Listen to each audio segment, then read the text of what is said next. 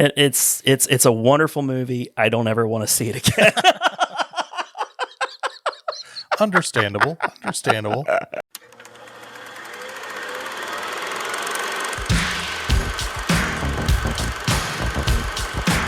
Inconceivable! In a world where laughter was king, on the edge of space, Ludicrous speed! Go! Get together, have a few laughs. masters of the universe. Okay, here we go. Yes. The moment people have been waiting for. Waiting for patiently. 2019 was a phenomenal year for movies. It really was. Was it not, Adam? It was a great year. What is it about years that ends in decades that end in 9 have great movies? I don't know what it is. It's true. 1989, one of my favorite movie years. 1999, arguably one of the greatest movie years ever. And song. And 2009 probably had some good movies. I think there were some movies in 2009. They definitely I remember there released being movies. I remember there being movies in 2009. But this is 2019, and we are here to talk about our top 10 favorite movies. Top 10. We're ranking these things. We're not even just going to reveal 10 movies we like. We're going to take the trouble to These are rank the top. these. And I bet you've probably seen some of these movies. Probably. Yeah. I think I've seen some of them. If not, why are you here? I don't even know. Did you stumble across us? Did you think I this was broke in another through that podcast?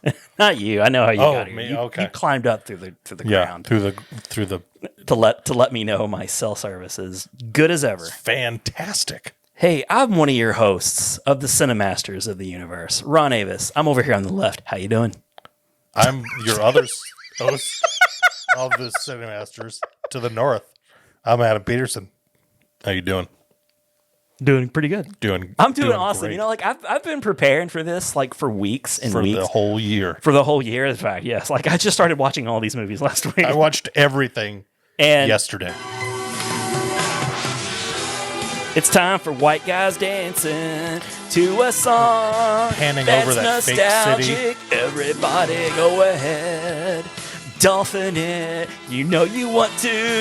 It's the feature presentation. I remember the name of this segment. Aren't you impressed? 2019. Did you just freestyle that whole thing? Oh, I just read the whole thing. I was like, if you freestyle that, that's pretty impressive.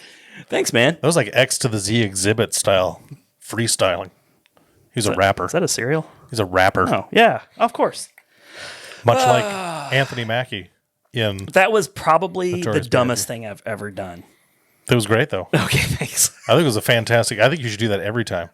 You have to go back and watch it. I got to write down the freestyle lyrics. every single feature presentation. freestyle. Every Okay. time we do feature presentation, you got to freestyle. Could probably do that. If Could probably do that. I'm reading all the Mad Libs for life, you're freestyling every time we do a feature presentation. Fair enough. There we Fair go. enough. Yes. I'm up to the task. I love making up lyrics to songs. I'm down, man. Okay. So, all right. I'm going to have to, probably not going to need Mitch. Take a break, Mitch. You're Mitch. You just go ahead. Wait, don't wake up, Mitch. No. Stay asleep. Just put it down on your time card that you're taking a 15 right now. 15-hour break. Take a 15-hour break. Oh, lordy. Yeah, so we're going to talk about, movies in 2019. How many movies did you end up seeing in 2019, just so that we can qualify you? I saw 126 movies that were theatrically released in 2019. I've seen a couple. I saw... So you're not even counting, Netflix originals? no, movies that were... Wow. Admittedly, some of them were not released in the United States in the theaters. That's okay. But A theater's a theater. That was my qualifications. This had to have been released. I looked them up on Box Office Mojo to ensure that they were theatrically released. I'm really looking forward to this because, 2019 was a pretty awesome year. Yes. Some really cool things happened. I thought I would start off from the top of the show. We would talk about the top grossing movies. And you know what? Shit. You know what? Let's see. I say that, but I wrote this down a few weeks ago, so it's possible movies have changed around. Top grossing movies. Cats. No, they're not the biggest bombs. That one's made a lot of money, I think. I'm doing It's up to domestic. $12. I don't do that international Oh, bull crap. look at that.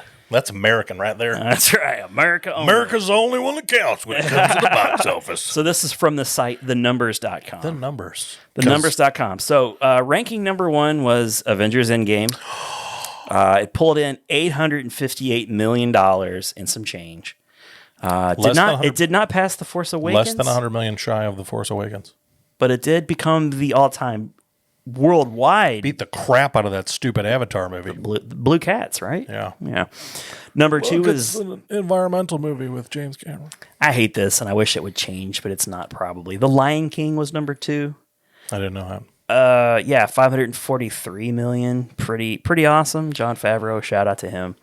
It was okay. Like, it's not like I hated the movie. I went to watch it and I was happy. It was like, I don't feel like that movie deserved to be ranked number 2. I think the problem is not that you were expecting it to be different, but the thing was, it was like for kids today who, even if they've seen the animated one, it's like they have a disconnect because it wasn't really the Lion King that came out when they were a kid. Like, this is the Lion King that came out with our kids. So. I made sure that I made my kids watch the animated movie first.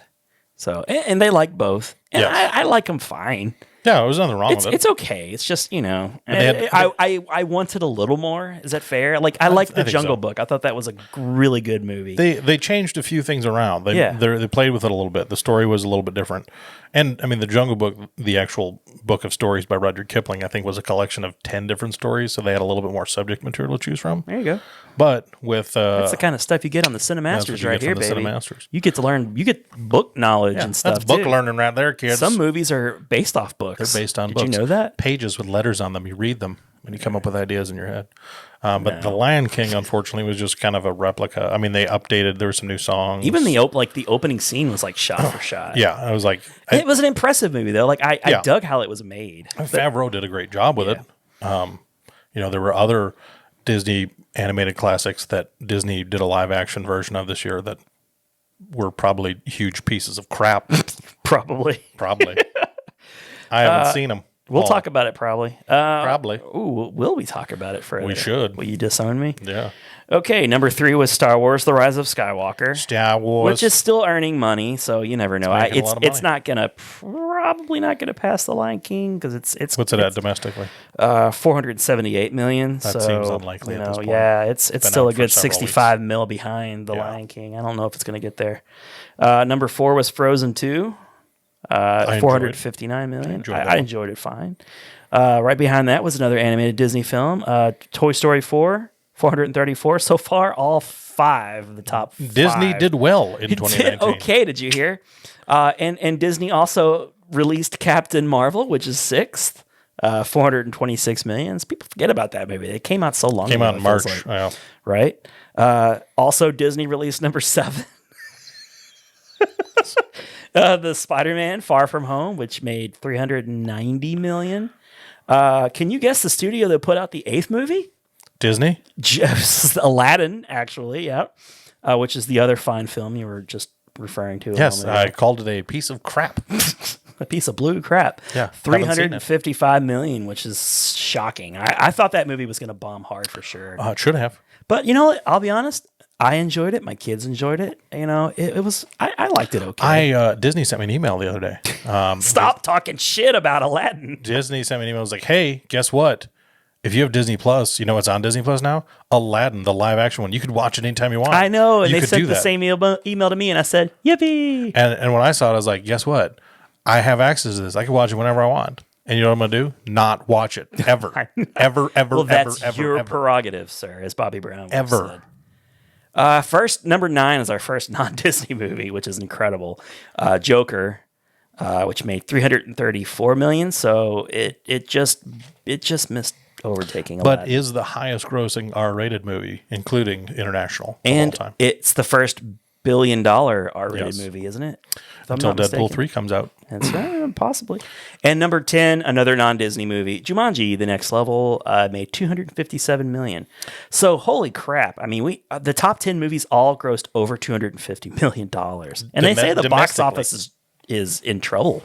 I don't see how. I do think with this, to me, because I know there's a lot of people that are like, boo, Disney owns everything. Yeah. They also paid for it. And I think, I mean, like, I take issue with Disney on some things, and you know what, Bob Iger and I, you know, we defer on certain paths. I know you guys. You typically have lunch dates on Wednesdays. Yes, and you discuss many of things. we do. Movies come up from time to time, and sometimes he listens to me, sometimes he doesn't. But you don't like to talk politics on No. your Wednesday lunch dates. No, it's light. We like to keep it light. You like to just talk about the Big Bang Theory mainly. Yeah. It's a phenomenal show. Great show. 12 seasons. Loved every one of them. You watch Young Sheldon? I do. I would like to start watching. I need to catch up on some. I have both seasons on DVD. I saw a promo for that the other day, and I was like, you know what? I'd like to start watching that for the '80s nostalgia alone. There's got to be some. The kid that plays him does a great job as Sheldon. I know they've had overlap with him in The Big Bang. No kidding. Which is great. And then stuff. Laurie Metcalf, who plays Sheldon's mom in Big Bang Theory, her daughter plays the younger version of her in Young Sheldon, which I think is cool. Looks just like her. Yeah. But anyways, those were your top 10 movies of the year. So, you know, there were some good flicks in there. I'm for the box, because I think that what I was going to say to your point of, you know, people are saying the box office. I think the thing is, I think blockbusters are still doing well. I think people flock to theaters for blockbusters. I am curious, because there are so many movies that are released throughout the year, how this will impact. Because I think once you get outside of the blockbuster movies, I think a lot of the ones that are kind of what you would consider like mid-level movies, like decent quality movies, but not like blockbuster movies. Your comedies, I think, are going to be pretty standard. I mean, comedies usually recoup and make a little bit of money. I feel like the studios are they're releasing fewer movies. Yeah.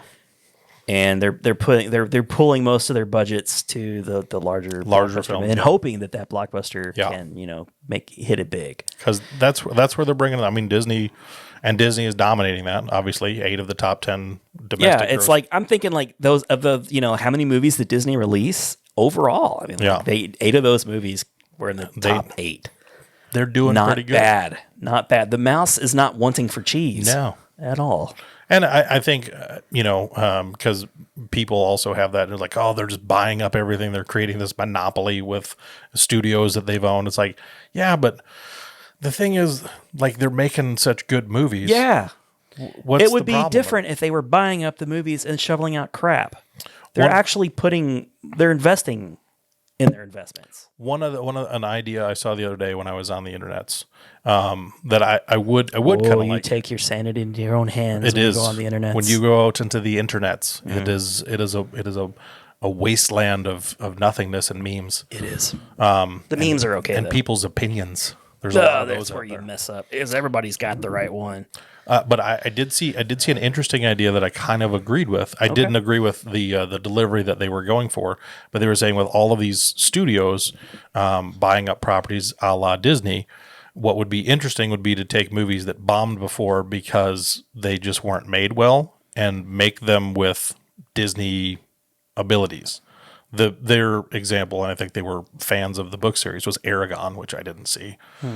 But they're like, oh, Aragon would have been a great movie if a major studio would have made it well. Take it one step further. Get Kevin Feige to produce it. Yeah. If he could just produce every movie, we'd have like wall-to-wall awesome stuff. Oh, my goodness, yeah. The man knows how to make good movies. Big, good movies. If only he'd produced Whimsical Font, the movie. Was that this year or last year? That was last year. Damn it. Who's one of my favorites? Now, when it doesn't show up on your list, I'll know why. Okay, so what we'll do is we'll start from 10 to 1. Yes. I thought we would go 10 to 1. And, you know, there's got to be some overlap. There probably will be. So, you know, whoever says it, let, you know, like you have your say, then, you know, like the other person can have their say. Or we can just kind of go into it. We can double team that. We'll go with the flow. I like what you did there. I was ready with something to add to that, and then you kind of snuck something in there. Yeah. And, you know, we'll throw in a couple honorable mentions, I guess, at the end. Yeah. So that we don't spoil anything, you know, like list-wise. But I got to say, you know, like I didn't get in as many movies as you. I didn't count them. But I'd say I'm pretty proud of the movies that I did see. I want to crack open a drink here. A tasty beverage. Tasty piece. Podcast beer. Podcast water. Podcast water. Because one of us is driving home. Because I drink. And I know things. Nailed it. Finally, after like 3 episodes. Yes. One of us didn't say something really bad. Yet. Yeah, but we'll throw in some honorable mentions at the end because I feel really bad about a couple of my movies not making the top 10. So I'm hoping we can cheat a little and maybe throw in a few words. I have 3 honorable mentions. I could have had a lot more, but there were 3. Wow, you actually used a little bit of restraint. I did. I've got like tried. 5 honorable mentions. I could have had more.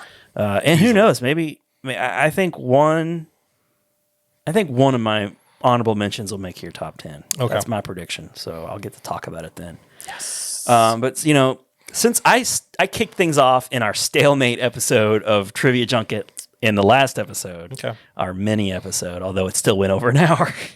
Yes. Because we give you value. Yes. We give you quantity, not quality. Exactly. That's what we do. That's what we do. That's what we're all about. But I'd like you to go first with your number 10. All right, number 10. And a full year, man. It was a good Full year. year. I got to say, it was a really good year. Yes, it really was. Movies all year long. Good movies. And I know because I've used the term in years past, podcast past, January. It was not a term I coined. I picked it up from a buddy of mine. It's a good one. Dumpuary is what January was often titled. Yeah. And I feel like they really are beginning to kind of shed that notion. There are a number of good movies that are coming out this January. Well, I think studios are trying to find months they can take advantage of, like what months is Disney not owning? Yeah. January. We go after Let's try January. So yeah, and this January is going to be 2020. January is going to be kind of competitive already. There's a number of films that are coming out this month that I think will do well, and I'm kind of excited about that. So are you telling me one of 2018's Dumpuary movies was your number 10? I think it was. If it wasn't Dumpuary, it was. I think it was. Okay. I probably should have put down when this came out. I did not do that either. But I remember it being early in the year. Okay. It was. I think it might be my favorite Kevin Hart movie to date. Okay. Is The Upside with Kevin Hart and Bryan Cranston. Bryan Cranston. Okay. I thought wow. Okay. I have not seen that, now I will check it out. It was. I thought, especially because I like when actors, as he's still Kevin Hart in the movie. It's not like he plays a totally different. He's character. not going to be Kevin Hart. But I like when actors, especially comedic actors, are able to kind of subvert your expectations by giving you a performance that's more than just them telling jokes. A little extra. And I feel like he really did that. Bryan Cranston has become more of a household name. He's grown in stature and fame over the years. Ever since Breaking Bad. That really put him on the map. Yeah. But I felt like, because it's based on... Wadley. Tim Wadley. You're an anti-dentite, aren't you? I am not an anti-dentite. You're a raving anti-dentite, Jerry. We're going way back on that one. Seinfeld podcast. Yes. It's what we do. We tricked you. At least we didn't make you wait the whole podcast. Yes, we tricked to you. reveal what the true This podcast is a Seinfeld podcast. There's probably not very many Seinfeld podcasts out there. We could totally elbow. I think we would dominate that whole industry. For sure. Yes. For sure. But yeah, so I thought it was a really great flick, based on a true story. I'm trying to think. Nicole Kidman was in it as well. She had a smaller role, but it was a really good story. I mean, it's not necessarily a story that's never been told. What's the story about? Bryan Cranston plays quadriplegic. He's in a wheelchair. Yep. And he's looking for an assistant. And he's a very wealthy guy. Has all of his needs that need to be tended to by an assistant. And so Kevin Hart is he's an ex-con. He believe, if I remember, it's been a little while since I've watched it, but I think he had just gotten out of prison, was trying to kind of put things back together, and accidentally stumbled upon he thought he was going for a different job interview and ended up in the interview for this. And as it goes, Bryan Cranston's character was interviewing all of these, people that had all this experience with home health care and all of this stuff, very highly qualified. Because they always hire ex-cons. And so he liked Kevin Hart because Kevin Hart just kind of told it to him how it was. And so... Which is how rich white people like exactly. it. They like that. Yeah, they're big fans. Always people used to kissing their ass. Exactly. Anyway. That's how white people are. Stupid white people. I hate them. Just a couple of white broads there. White Broads podcast. I want to do that. I want to not do a video version of that. We're just a couple of white broads here, you see? Yeah. Or do I want to dress in drag? I don't know. I kind of do now that I think about it. Sexy white broad. Just a couple of big boned white broads. We're making hefty sexy. All right. Woo! So when you saw this movie way back in Dumpuary, did you like instantly take note and go like this is a front runner for my top 10? When I saw it, I was I will not say that I was like, all right, this is going to be in the top 10. But as I was going back through, because I use there's a DVD release website that kind of is where I keep on top of. That's a primary source for me, and so I knew that. You want to plug that site? I think it's DVDsReleaseDates.com. And you would go to a DVD website. Yeah, because I purchase a lot of DVDs. Jesus Christ. Standard definition. The vast majority of what I purchase is on Blu-ray. I'm a little bit of a Blu-ray snob. Because it's getting really tricky to get DVDs. There are right? things, a lot of TV series, especially ones that are a little off the beaten path, aren't usually available on Blu-ray. And some films are only released on DVD, which is obnoxious. That is obnoxious. Because I watch a lot of mainstream stuff, but I also watch a lot of all the Marvel movies refuse to go high definition. All of my Marvel movies are actually on beta. It's weird. I had to really work for that. Track them down one by one. Reel to reel. It's like a quest. I had to go on a quest for those. That's a movie. That sounds like a good. We should write that. We should write that movie. A guy goes on a quest for Betamax versions of the Marvel Cinematic Universe. Just a couple of guys looking for Betamax. Just a couple of big bone white broads. White broads looking for Betamax copies of the MCU. I feel like big bone white broads. Big bone white broads. That would look good on a T-shirt too. We should get on that. Starts at extra large. You can't get a medium. No, right. Extra large is the small. That's the small. Extra large is our small. That's how it goes. All right. Maybe you think. I was like, who is the most famous big bone white broad you could think of that would shill our T-shirts? Once upon a time, it might have been Roseanne until she started taking. What's that? Is Delta Burke still considered? Like, is it me? She's great. She's great. I love that Delta Burke. She's a lovely woman. Fantastic white broad. All right, I'm going to see if she's available. Yeah, let's get. Why did I do that?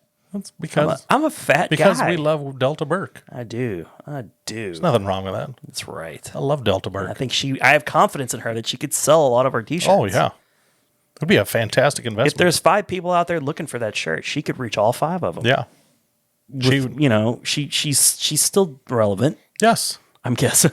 Designing women. Sugar beggers. Everyone knows there's a lot of channels that I don't watch that she could be like anchoring right now. Oh, she's dominating a lot of universes, I think, in many respects. Definitely. So, okay. Delta Burke.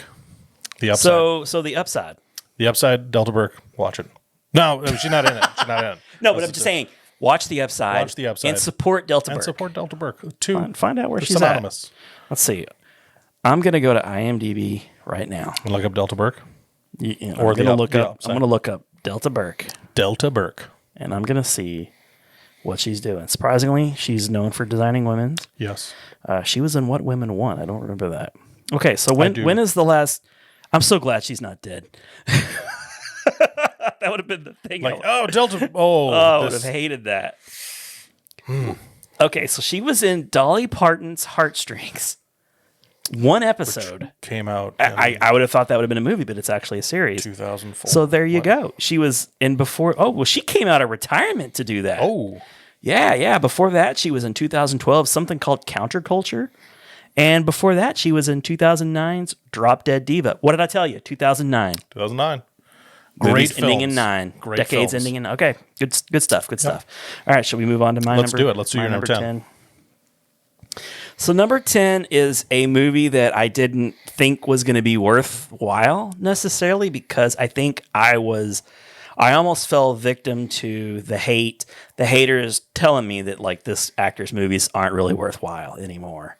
And I'm so glad I didn't because it ended up being one of the biggest surprises for me of the year.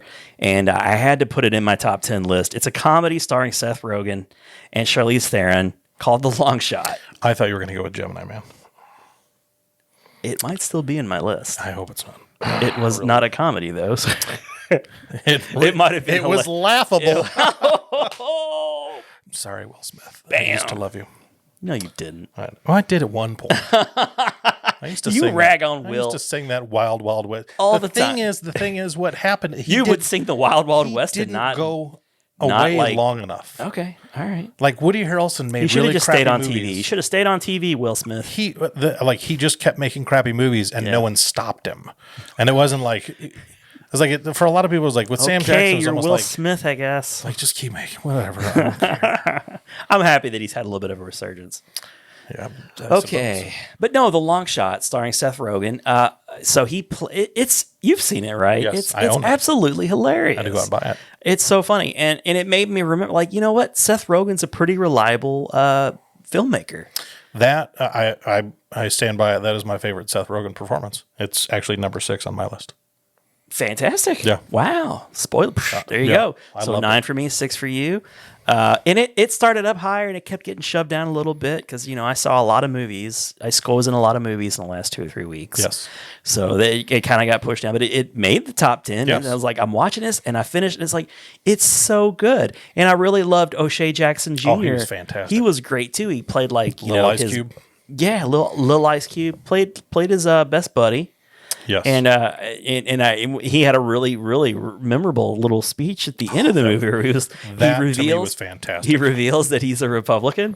And like Seth Rogen, who plays, he's a writer. He writes for one of the like liberal like type site. It's like Yeah. liberal leanings. So he's and nothing against liberals at all. Almost political. Almost political. I have liberal leanings myself, but to find out his best friend is a Republican was a funny scene. You'd Well, have to see it in context too, because it comes towards the end of the movie when he has like a moment. That scene to me really pushed because I loved it up until that point, anyways. But that scene He really was pushed. Christian and Republican. It pushed because in that scene, what I love. What do you think this cross I wear is about for? You people wear those. Well, it was so great because Seth Rogen he's a liberal guy. Yeah, totally. But it was one like I felt like because when I was compiling my top 10, I take into consideration things like, okay, did I love the movie? Like I love this movie. Yeah. So once again, subverting your expectations. Yeah. Seth Rogen is definitely known for a certain style of comedy. Yeah. And some of that is definitely in this movie. Yes. So it's gonna keep the fans of Seth Rogen happy. Yeah. But he really does give a really good performance. Like there's like some sad scenes. Like he really gets to like show some range. And I think that was what was so nice is in this, like there was the funny Seth Rogen, and there was a good story there. I mean, even just like adhering to your principles, like that was a big tenet of his. Like, all right, I'm on board with this as long as this isn't just like a show. Well, yeah, so he's a writer who he quits his job because the website is bought by some some guy. It's a Fox take. Fox News kind of Yeah, thing, it's a right? Fox News takeoff. So he quits, and he's looking for a job. And Charlize Theron is and it has a great. I didn't realize that he was in it, but oh Jesus Christ, what's his name? Played the president. Oh, Bob Odenkirk. Bob Odenkirk. He was great. He was so good. Yeah, he plays like a TV president. He was a TV president who was elected to the actual presidency. Exactly. And he's only going to serve one term because he wants to get. He wants to get into movies. Fantastic. He's giving up the presidency to get into film. So yeah, and Charlize Theron is like a young up and comer. COMER this time. She's a young up and coming politician who plays his Secretary of State. So she decides she's going to she learns through the grapevine. Well, through him. Yeah. That he's not going to run for a second term. And so he gives her that heads up, and he's going to go ahead and give her his support. And so she's going to run, and she's like, it's all about running a clean campaign. She's got June Diane Raphael, who's great in this too, who plays like her top advisor. Yep. And it's all about like how can we get like your image score to like 100? Yeah. There's really funny scenes where she's like, okay, like your appearance is like a 95, and like sense of humor is like, it's like an 82. So that's where Seth Rogen comes in. She hires him just to punch up her speeches to incorporate some humor. And he ends up becoming like the writer. Yeah. Because, they kind of like, they're spending time together, Yep. campaigning, getting to know one another, and they fall in love, but in a really like organic way. Yeah. It doesn't at all feel like, like Charlize Theron, she's played the hot love interest of some schlubby comics. Yes. It like, A Million Ways to Die in the West. Yep. Like, it's not that like Seth MacFarlane's like an ugly guy, but he's Charlize Theron's too pretty for him. Yeah, out she's of his too league. pretty for like 98% of the world. Yeah. So you think like, okay, Seth Rogen in a Seth Rogen movie is gonna get the girl, but it happens in a really believable way. And it's a kind of a sweet, feels- meaningful kind of way. Yeah, too. it So feels it's like, earned, and they clash. They do the whole thing where they clash, but not too much. But I love the scene where they're like under attack at the Yes. embassy or whatever, and they're That was down in the great. basement, and like Seth, like he's just hyperventilating He's and being freaking out. he's freaking out, and like it's this is really good. I just love the movie. And he loses the girl, and like and then there's like the cum guy, and like I just watch it. Just watch it. I don't even know how to summarize this thing without trying to like regurgitate all the best, because I can't do it justice. But it's really funny. It deserves a watch, and it could have been higher on my list, but it landed at number 10. Long shot, a long shot to be in anybody's top 10 list of 2019. that was a good pun. Nailed it. And scene. Okay, so there's some overlap already. Oh yeah, we got overlap. We're starting with overlap. Booyah! Boom. So that means I'm cheating you guys of a movie That's we're right. going to reveal. But we have honorable mentions. We do. You're going to get some value. Number right. 9 for you, sir. This and I don't know, this one, there could be overlap on this one. I don't know. Okay. Because this is the third installment in a popular franchise that I really, really, really was looking forward to and really, really, really, really, really enjoyed. About a man whose dog gets killed, and it doesn't set well with him. How to Train Your Dragon. Yes. How to Train Your Dragon. No, yeah. John Wick 3. Parabellum. Yes. It did not. And it didn't even make my honorable mentions. That's how strong 2019 was. And It started out on my list. It kept getting bumped down. And I was like, all right, John, because I'm a John Wick 3. It pains me to say, but of the three, I think it is the weakest. However, within that criticism, it's still an incredible. I mean, it made my top 10, so it's Still an impressive movie. I mean, like the action was. I mean, because one of the things I've really come to appreciate, especially with action movies, because I think they get crapped on a lot for just being action movies. Is the choreography and it's like the low. I mean, like when you think about like 80s action movies and 90s action movies that we love, but we kind of we love because we joke on them a little bit, but they're still. I mean, like if if Bloodsport comes on, you're watching it. Yeah. I mean, everybody loves Bloodsport, but it's one of those like, okay, there's some choreography there, but the rest of the movies, right. It's all like suspension of disbelief. Yeah. Comic booky type stuff. And the John Wick franchise is going in this way to where it started out in something that was kind of like a revenge thriller, which is very popular nowadays. And it's morphed into this. There's this whole universe of That's great. thieves and hitmen and criminals. But I love Keanu. This is in a lot of ways been the year of Keanu. He's got more stuff coming. It in really 2020. has. Oh my gosh! So looking forward to that. Everybody Bill and loved Ted. Keanu this year. Yeah, and it's going to be in an awesome game, Cyberpunk 2047. Looking forward to that. He's such a good guy too. Like you hear stories about him, and you're like, this guy's just such a good guy. And He makes like the rounds of Twitter, Instagram like daily. Like, Yeah. He was eating an ice cream cone with a dude or something. Like he was just like sitting alone eating an ice cream cone. He dates a girl who like by lots of people's accounts, like maybe he's like too famous to be seen. Like after and she's like his same age, which is so weird. Incredible. What? And like she's gray and like, oh my God. It's like he's dating a woman that it's not like, oh, this will help my career. But or my we'll point be is, he's empowered. not Leonardo DiCaprio. No, he's not trying to like date out of his like age range. Like he's just a normal dude. And he doesn't play all of the Hollywood games too. He's just like, I'm just Keanu. Yeah. He's gonna do Keanu. He's been doing Keanu, and like Hollywood every 5 or 10 years just comes back to him. Where it's like, you're still Keanu, right? Okay, good. Yeah. We got some cool stuff for you to be in, because Keanu Reeves is to me the is like the ultimate cool guy. Yeah, he was in so many, like, he popped up in so many places in 2019 that you wouldn't really expect did. him. You're like, He popped up at E3. yeah, you're like, It's like he's- out of nowhere. he's which in is this a gaming video thing. game, and he was in the Netflix movie with Ali Wong and Randall Park. Oh, yeah. Always yeah. Be My Baby, I think was the I name. didn't see that, but I know It what was you're he talking was about. great in it, and it was like Keanu Reeves. What? Then he shows up as Duke Kaboom He shows up as in Duke Toy Story Kaboom. 4, you know? So, like, And people just want to put Keanu Reeves He's their in the stuff. SpongeBob trailer, which that movie comes out this year. You're like, what? Keanu Reeves is everywhere, but like you're not like, oh my gosh, this guy's everywhere. I wish he would just go away. You're like, oh, it's more Keanu. I'm happy about it. Yeah. So yeah, I was like, John Wick 3 is like, as I was evaluating the list, like, I mean, I have to put this in here, and it's like, admittedly, it goes towards the lower end of my list because there were so many great movies that came out.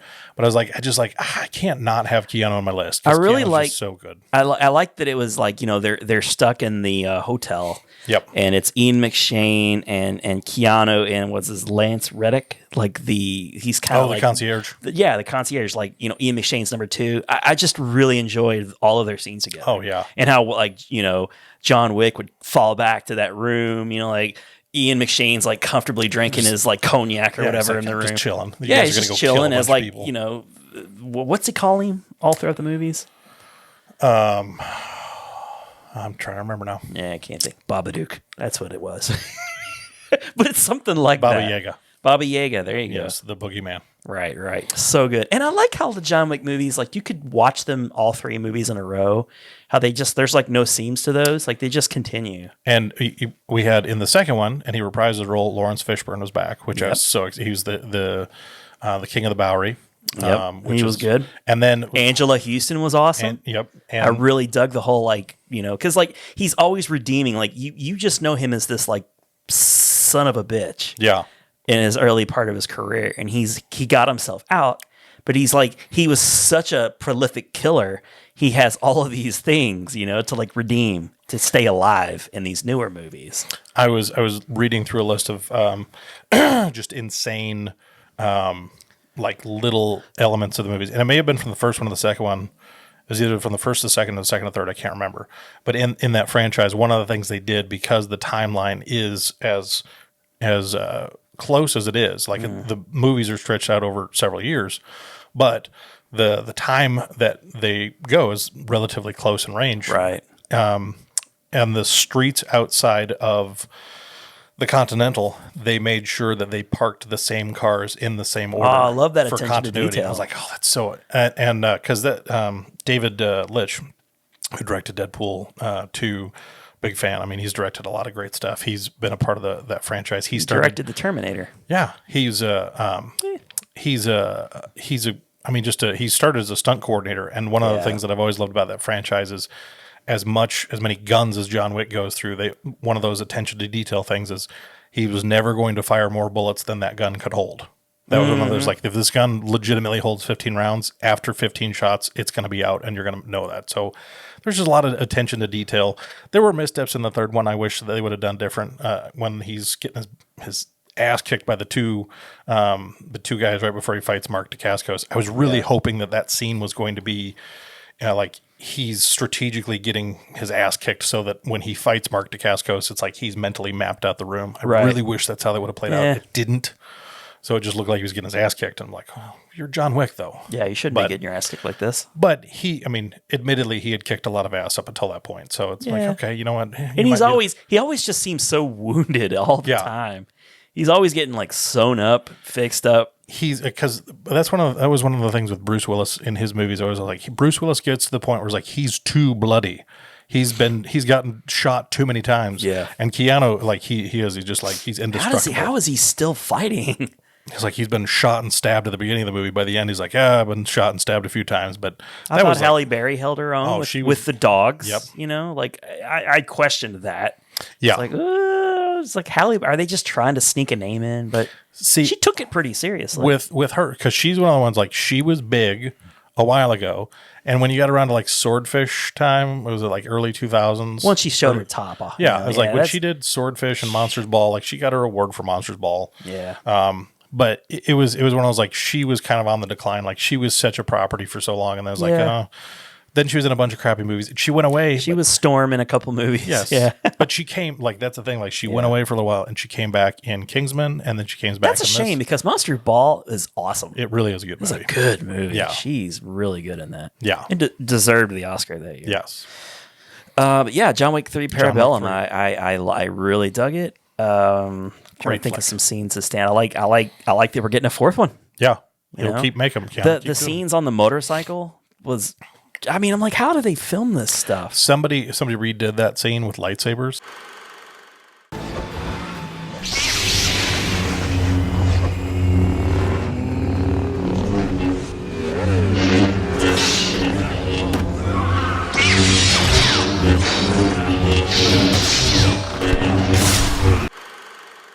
And it was fantastic. Because lightsabers makes every oh my scene gosh, it that took much and cooler. just elevated it. It was But you know what I mean? It's like I like he's like fighting on the Yeah. motorcycles, and I'm like, this looks so good.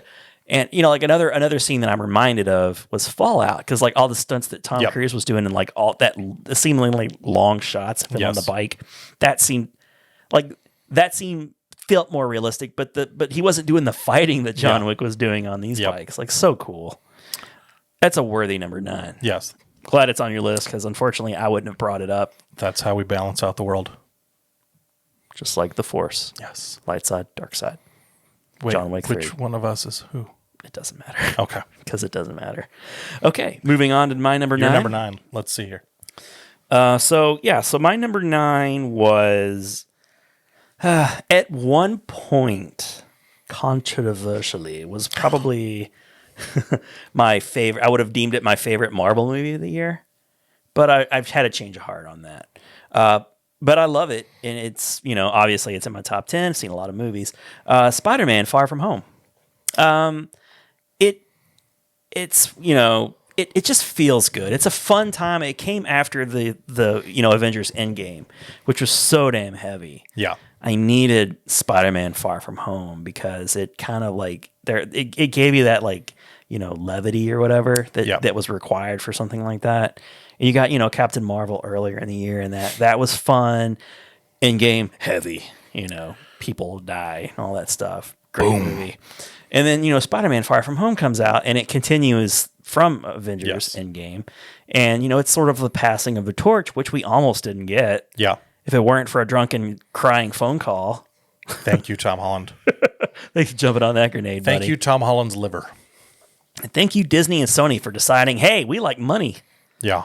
But, you know, I really enjoyed the Mysterio character. Yes. I thought that was well done. Jake Gyllenhaal's always awesome. He's always awesome, but, you know, like, it's like, are you just trying to sneak a name in? Are you doing this just because suddenly Jake Gyllenhaal wants some of that Marvel money or whatever? That is a legitimate concern because, I mean, but at this point, we're 20, you know, through Endgame is 23 movies. Yeah. Well, I'll tell you, you got, what's his face? Christian Bale, like, talking about being in the next Thor movie. It's like, I get that same feeling. It's like, here's a prestige guy who's suddenly in a Marvel movie. And it's like, everybody wants to be in these Marvel movies, and I get it. Want to get that Marvel money? I get that Marvel money, baby. But he was great. Yeah. I really enjoyed his character. Like, I don't know anything about Mysterio. Spider-Man's not my big thing, but I mean, I enjoy Spider-Man. I know that Mysterio is like one of, you know, the bigger villains, but, you know, I really enjoyed how they were able to pull in like past Marvel movies in the MCU and create this character. Like they like behind the scenes, like, you know, like the part with Tony Stark, you know, he reveals that he like, you know, like why he's upset, and he used right. He was using Tony Stark. You know, he pushed Tony. Like, Tony, for all the good that he does, he steps on a lot of toes, and that's why this organization was born. Yep. And, you know, you had, like, what's his face from Iron Man 2, who was Ralphie, right? Wasn't that Ralphie? In Far From Home? Yeah. Yeah, he was. I didn't even notice that. Laura pointed that out. She's like, isn't that Ralphie? Because, like, the eyes. Yeah, no, I'm and trying to think of his name. I know, I can't think of his name either, but you know what I'm talking. But he's friends with Jon Favreau. Yes. So that's the connection. Shocking.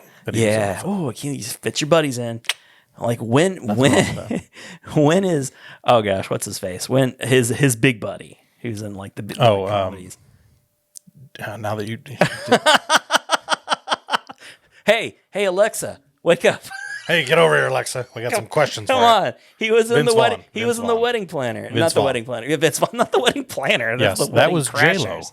Damn it. God dang, blast it. Yes, yeah. When's he going to be in a Marvel movie? I want to know. He should be in one. He should be. He could be a big guy, a big bouncer, bruiser Yeah. guy. He could be like a mid-level boss type guy they defeat. He could do it. He's got a sarcastic tongue. Yeah, he's quick-witted. If they can get Michael Keaton to be the Vulture, they can get him to do something. I shouldn't have said that. Michael Keaton's like a god. Well, and He's amazing. one of the things that I like about what Also in a Spider-Man movie. yes, he's a Spider-Man guy. Yeah. And that's one of the things I like about these new Spider-Man because Tom Holland's our third iteration of Spider-Man in modern movie times. And they've all been good. And yeah, man, people are really drawn to Tom Holland. He plays Spider-Man he's a likable character. He's funny. He's engaging. Yeah. He's good. I mean, he gives, and especially as his character has grown throughout the MCU. Yeah. Tobey Maguire was like that was like a home run. Yeah. I mean, in 2003, I think is when that came out. Yeah. 2002, 2003, when we had no Marvel movies, when superhero movies weren't a thing. And then all of a sudden, here comes Sam Raimi with Spider-Man. Right. Tobey Maguire, like, holy crap, what just happened? Right. We have a good superhero movie. And I still loved Andrew Garfield. I think the studio took too many. He was like a double. He wasn't he didn't strike out or anything. No, some people really, really, really don't like him. I'm like, I thought he played the character in the most meaningful, sarcastic way, which is one of the tenets of Spider-Man that Tom Holland and Tobey Maguire really wasn't able to hit. The sarcasm is a big part of Spider-Man's character. He's just too sappy. Yeah. He's just too Tobey Maguire. Yeah. And Tom Holland, he plays like this plucky little kid. Yeah. Really, really he's the most believable high schooler. Yeah. Which he's not going to be in high school anymore. No. So that's going to make me sad in the next one. He nails that character so well. But I like that because Quentin Beck, who's Mysterio, he was a special effects movie guy in the comics. I mean, he's a spurned. He really has no overlap with Spider-Man other than he just starts committing crimes because he's pissed that he was let go from a studio. Cool. But that makes sense. Okay. But what I like is Marvel history. They're repurposing these characters because there's so many people in our last actual podcast we did about Star Wars. The Star Wars fandom, they really like to crap on things when things aren't exactly as they expect. Right. And what I'm liking out of Marvel fans is there's a lot more leeway that they're giving Marvel to say, you know what, we understand this is how it was in the comics, or this is how it is in the source material. They're like, it's frustrating when a writer writes themselves out of a situation. Yeah. And it's obvious. But yes, Marvel's doing it in the best way. Like they're writing in characters in ways that don't make you angry. No. You're like, oh, okay, well that makes sense that like some people who Tony would upset. Yes. Because he's a glory hogging megalomaniac. And the Spider-Man universe, when you think of all the external struggles that, they're having with Sony, as far as, Spider-Man's not in the MCU, so they have limitations. They've worked around a lot of those issues really well. Yeah. And, they've delivered 2 movies that are fantastic. Now we know we're going to get more, thankfully. Which is frustrating because, Star Wars doesn't have those limitations. No. It's like completely open. They can do whatever they want to do. Yeah. They should have opened up all that, extended universe stuff. They shouldn't have shut that down and called it, what do they call it? Legends or something? Yeah. Why? It's so much rich, storytelling that they could have drawn from, but they didn't. No, it's like in Star Wars, you literally have the entire, you'd say in a galaxy a long time ago in a galaxy far, far away, a galaxy, there's, an infinite Disney, number of galaxies. You own it. Like if there's something you want, you don't have to be creative to get it. Just take it. Yeah, you own the infinite galaxies of Star Wars. I was like, and Star Wars is continually kind of painted in this one little corner. It's like Marvel has found a great way to appease their fans, bring in new fans, and just, with Endgame, taking the number 1 spot, I was so glad that it did because I'm biased, but it was such a good movie. And to be the culmination... You're biased, but you're fair. Yeah. To be the culmination of a 23 film arc and I mean, that number of characters, that number of actors that you're managing, the story you've developed, I was like, this movie is deserving of that honor to be the number one grossing movie. Never once does it feel like too much No. or too little. You're like, this movie, I just watched it again on yesterday afternoon. Star Wars or Avengers? Avengers Not Endgame. Star Wars.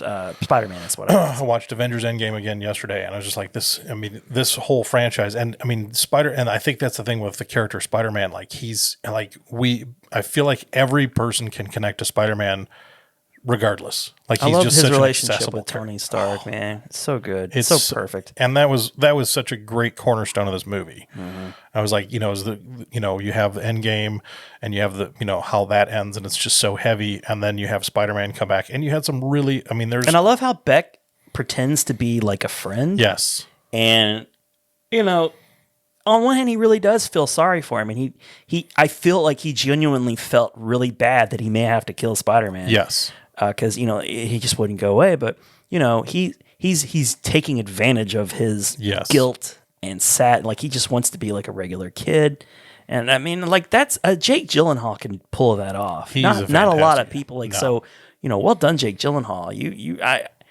And he didn't die, right? He lived. I think he survived it. I think because there was some conjectures like did he not? I really do like the idea of a Sinister Six type movie, and you could still technically get that, I guess.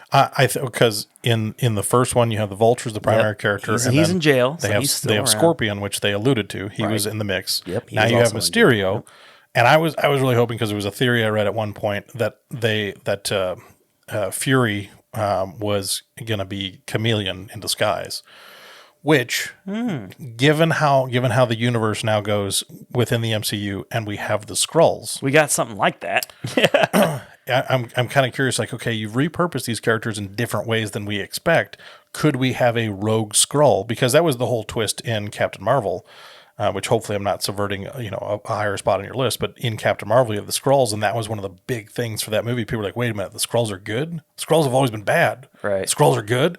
So now you could have a rogue Skrull be the Chameleon character, and now you have introduced 4 of the 6 in a way that people aren't like, oh, you're just making, like, that was the thing with the Amazing Spider-Man 2 was, okay, this whole movie is just a setup for the next Sinister Six movie. They just couldn't help themselves. Yeah, they're like, we just want to take advantage of it. We want to get a Sinister Six. Oh, we the first one was a hit. We gotta do it. Let's do it. Let's make a universe. And that's what other studios do wrong. That's what Marvel does right, is they're like, no. In time, if it works, we can. Yeah. But I mean, you guys have probably all seen Spider-Man: Far From Home. If you haven't, you should. It's light. It's not too heavy. It's heavy in just the right ways. It's got a satisfying ending and a good setup for the next Spider-Man movie. So that's all I can really ask for in a series of 3 Spider-Man movies. Yes. And we're going to get the Daily Bugle and J. Jonah Jameson. Yes. And, that's going to be great. And hopefully maybe Doc Ock or something. That would be a great one. I would love that. Okay. What's your number 8? This one, I think there's a good chance this one could overlap. Okay. With your list. Okay. And I felt like this one should have been higher, but I think it was the same kind of thing. It just kind of kept getting pushed down because there were other stuff that I really enjoyed. It happens. But this one is a DC movie. Oddly enough, that as much as I crap on DC movies, admit it, it's good. It was fantastic. Joker. It's my number 3. Yeah, it was, and as much as I crap on DC movies, this is kind of like I'm not walking back because I still really hate a lot of DC stuff. Yeah. But you dig on Batman. I dig on Batman. Yeah. He totally gets a pass because it's just such a rich, great universe. But a big part of my problem is more with the studios managing this, because I wish DC fans got the same caliber of movies that Marvel fans got, because I appreciate comic fans. Yeah. And DC fans just get crap movies so often. So it's like they want it to be good so bad. They have characters that, I mean, a lot of the characters overlap with Marvel characters. So it's like, you guys should be getting just like, I'm not going to go watch them because I don't like the characters, but you guys should be getting good movies too. It sucks that the Warner Brothers can't just get themselves a Kevin Feige and make a bunch of really great DC movies. And complicating things a little bit, muddying the waters and like the perspective of some is that a lot of these movies make a lot of money. Yeah. But it's like they just keep making enough money to make more movies, but they don't learn the lessons that need to be learned. And I'm hoping that Joker will turn the tide And yeah, I have high hopes for the Harley Quinn movie. Yeah. I think I saw the second trailer the other day, and I think I messaged you and I was like, I'm feeling good. I like the vibe. Yeah, I think it'll do well. Yeah. I hope that they give more meat to her character, just because I think Margot Robbie she's a perfect cast for it. She's really invested in this character, Yeah. in a way that like Ryan Reynolds is really invested in Deadpool. So I think I hope that she can be like the centerpiece, but let the other birds or whatever, like breathe and become fulfilled characters. Because like there's some interesting, you got like Rosie Perez and like haven't seen her in a Elizabeth while. Winstead and Yes. like so there's some interesting actors around her. They're not just huge names. No. And at the center of it all, the villain is Ewan McGregor. So it's like, this is interesting. And he's having that kind of comeback. I mean, I know we did our Dr. Sleep episode, and I mean, we both really enjoyed that. His performance was great. It was. I know he's got Obi-Wan coming, down the road. He's got a with Disney, series so coming with Disney. He's got. I have all the faith that that'll be good. He's fan. Obi-Wan, I think probably may be his greatest character he ever did. He was very good with Yes. with the Obi. He did well. It's One of the big bright character. highlights of the prequels. Oh for yeah. sure. Oh my goodness, yeah. But Joker. Yeah, back to Joker. It's kind of the joke now, but like, DC's like, oh, everything's got to be dark and gritty. And I was like, this was just the right amount of dark and gritty with with a sympathetic villain that you felt he at one point, he was kind of like, he went from hero to villain. You knew that he was going to be the Joker, but for a good part of the buildup of the movie, like you were rooting for him. And that's, when you take a step back, you're like, well, I shouldn't really be rooting for the Joker. I know how this is going to turn out. But it's like, you're like, there's so many things that made Maybe him. he won't be the Joker. What they did is they made so many of his qualities things that people could relate to. It's like, okay, you ever just feel like the world just kind of taking a huge dump on you? And I was like, he just kept getting knocked down and for no good reason. I mean, Arthur Fleck he's a good guy. I think a lot of us out there know a person in real life like Arthur Fleck. Yeah. He's odd. Yeah. He's a odd. He's different not the fella. type of person you'd ever want to really befriend. And he had so few friends. Yeah. Real true friends. His mother was probably the biggest, and even as a heartbreaking turn at the end of the movie when he does murder her because she lied to him for so long and allowed him to be physically abused and emotionally and mentally abused, having in creating the condition or whatever. Like how much was that created by her and her negligence as a parent. And you I like how you mentioned that like DC tries to, their trade is darkness. Well, this movie was made in the early 80s. Yeah. Late 70s, early 80s? I think it was set in 1980. Yeah, so New York is or Gotham. Yeah, which is a metaphor for New York. Exactly. It was at its probably the last point in history, around that time is when it was I don't want to say it's its dirtiest because Gangs of New York was probably at its dirtiest, But in a time frame that we could relate to. Yeah. This is back when Times Square was porno theaters. Yeah, and it was just a pit. Urine smell. And Yeah, it was all just that disgusting and crime ridden and. So I really loved how the style the time period was just great.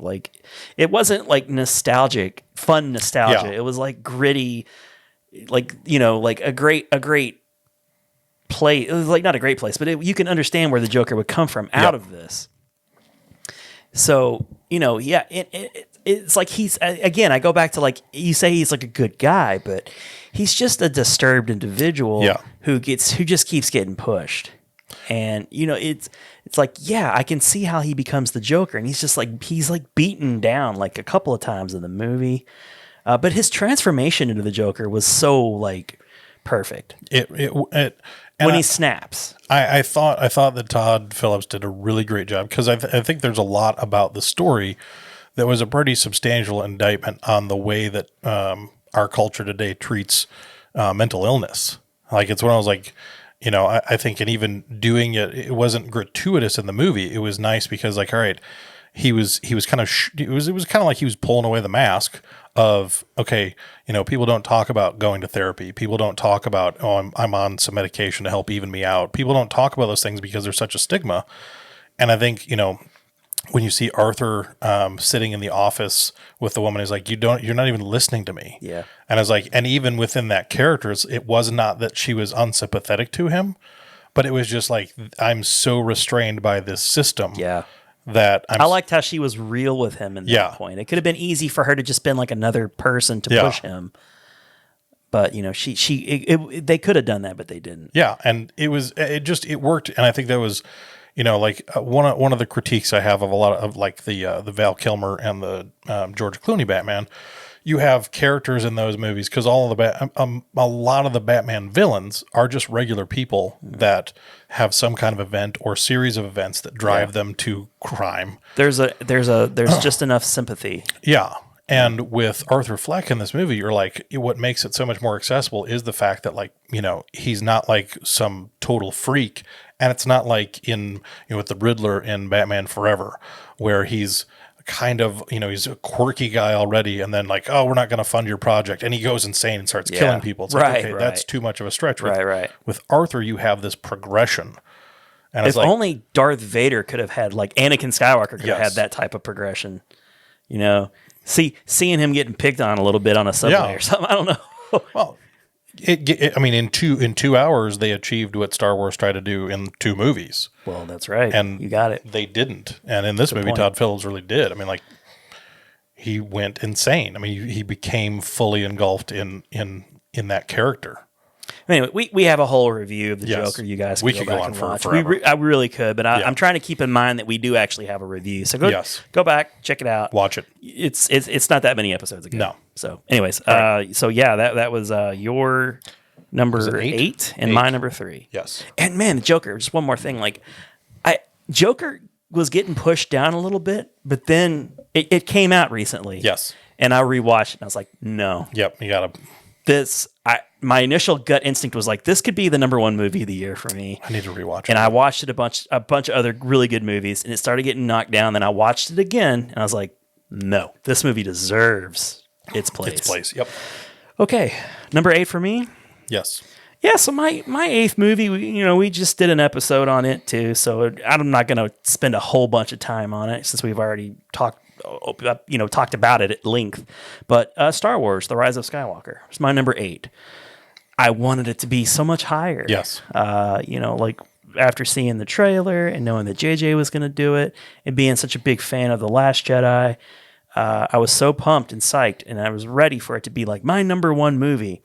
But in the end, it's just a fine movie. It's a good movie. It's a fine movie. Yeah. It's not going to be the Star Wars movie I go back and watch all the time. Yeah. That's still going to be the first 3 movies. Yep. So unfortunately it didn't do it, but it's still well enough made. And it circles back around to some interesting things, it's still fun and I still enjoy it and I still will rewatch it. Yes. A big thing with me and my lists is this a movie that I can rewatch multiple times? Exactly. It's got to be that. It can't just be a movie like, I'll say for example, like a movie like Logan. Yes. I was like, man, that was a phenomenal movie. Still only seen it once because it was so heavy. I watched it twice opening night.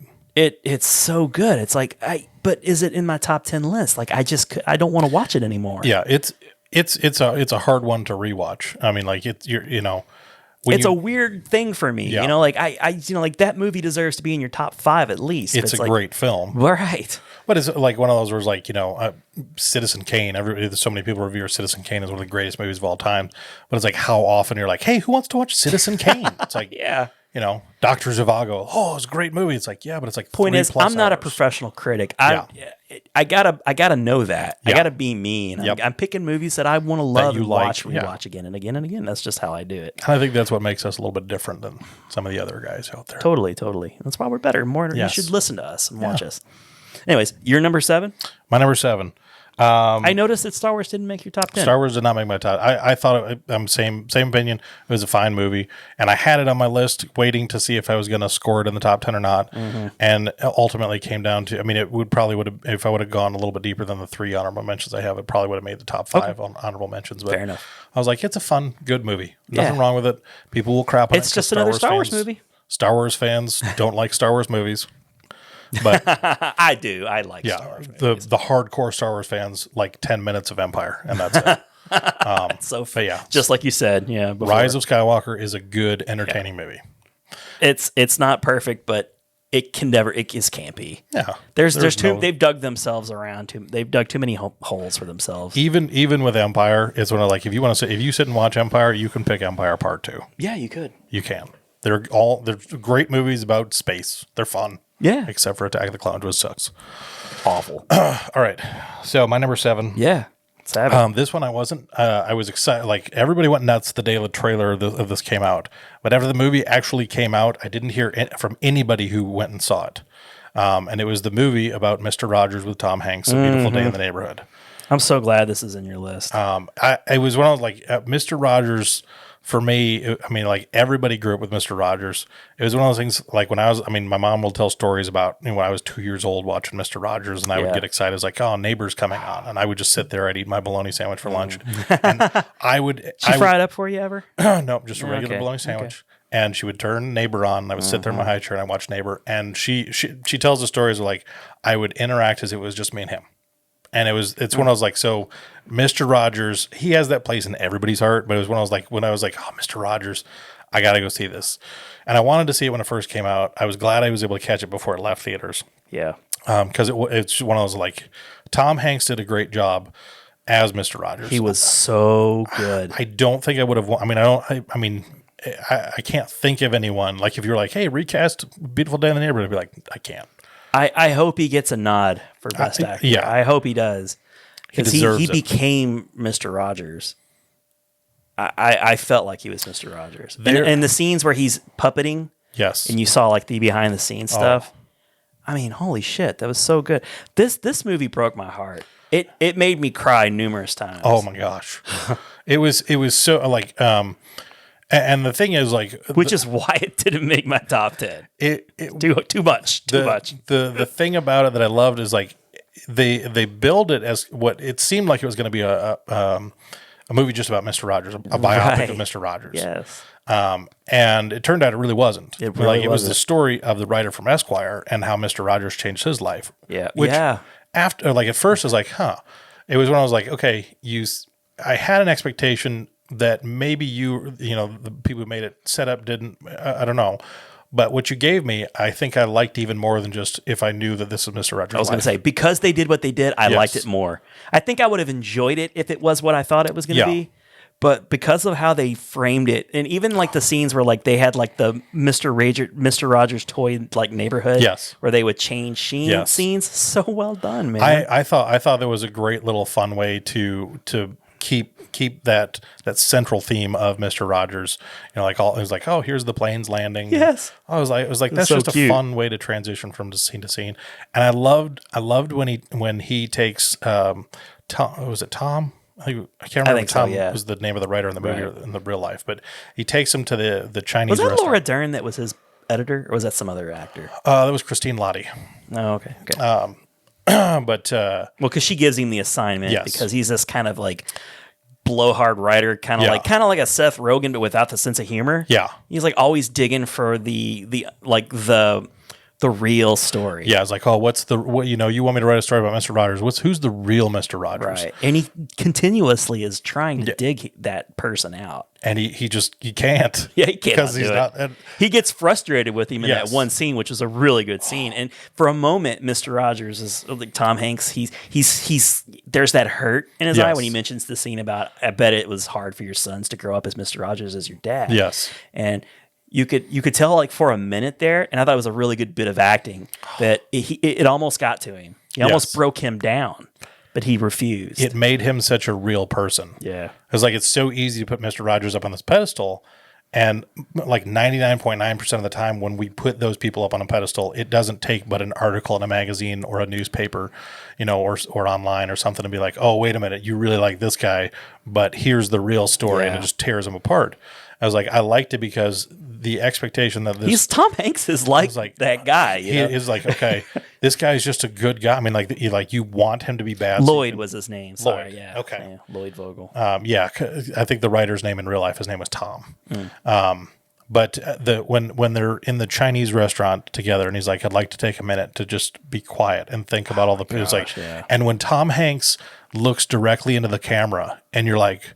You're sitting there, it's like you're in a movie. I was in the movie theater, so I was quiet anyways. But it was like, you find yourself like, oh my gosh, like Tom Hanks, Mr. Rogers is like, I'm doing this with you. And like, he's just looking straight at you. And like, you feel totally comfortable, but totally exposed at the same time. It was just like, I loved that moment because it was like, the way it was supposed to be done was it was supposed to be a minute. Yeah. But like I think Tom Hanks was the one that made the choice to like look directly into the camera. And I love that like everyone knows that they're aware of Mr. Rogers' presence in the diner. Yes. But like everyone takes a minute. The same. They're like, like I'm going to do this too. What a presence this guy. And I was also really pleasantly surprised at the subway scene, which kind of came across as hokey. Where the little girls are singing. They start singing. Well, but when you see that whole scene unfold in context, it's another really heartwarming scene. Where like it's like that. Like I wish they'd let that trailer play out a little bit more in that scene to see like. But I mean, so how do you cut a trailer for this movie? Yeah, I feel like the trailer didn't do the movie justice. No, it created enough interest, and because that was my thing. Is like I had no real, even from the internet where I get a lot of my movie news. Like I wasn't seeing reviews, wasn't seeing people talk about it. Even just like people, anecdotally, in my sphere of influence, like nobody was saying like, "Oh, we went to see Mr. Rogers. It was great." Like I didn't. My assumption was that it was just okay. Yeah. So, but at the heart of the movie, the reason why it was like it hit so hard at home for me was like the relationship between Lloyd and his dad, played by Chris Cooper, who kind of great performance. It's set up. It really is. It's set up early, and he's just this like asshole douchebag dad who's been absent his whole life. And as the movie unfolds, you start to learn why Lloyd hates him so much. Yep, it's because he ran out on him when he was a kid, and his mother had cancer and died, and he was holding on to that.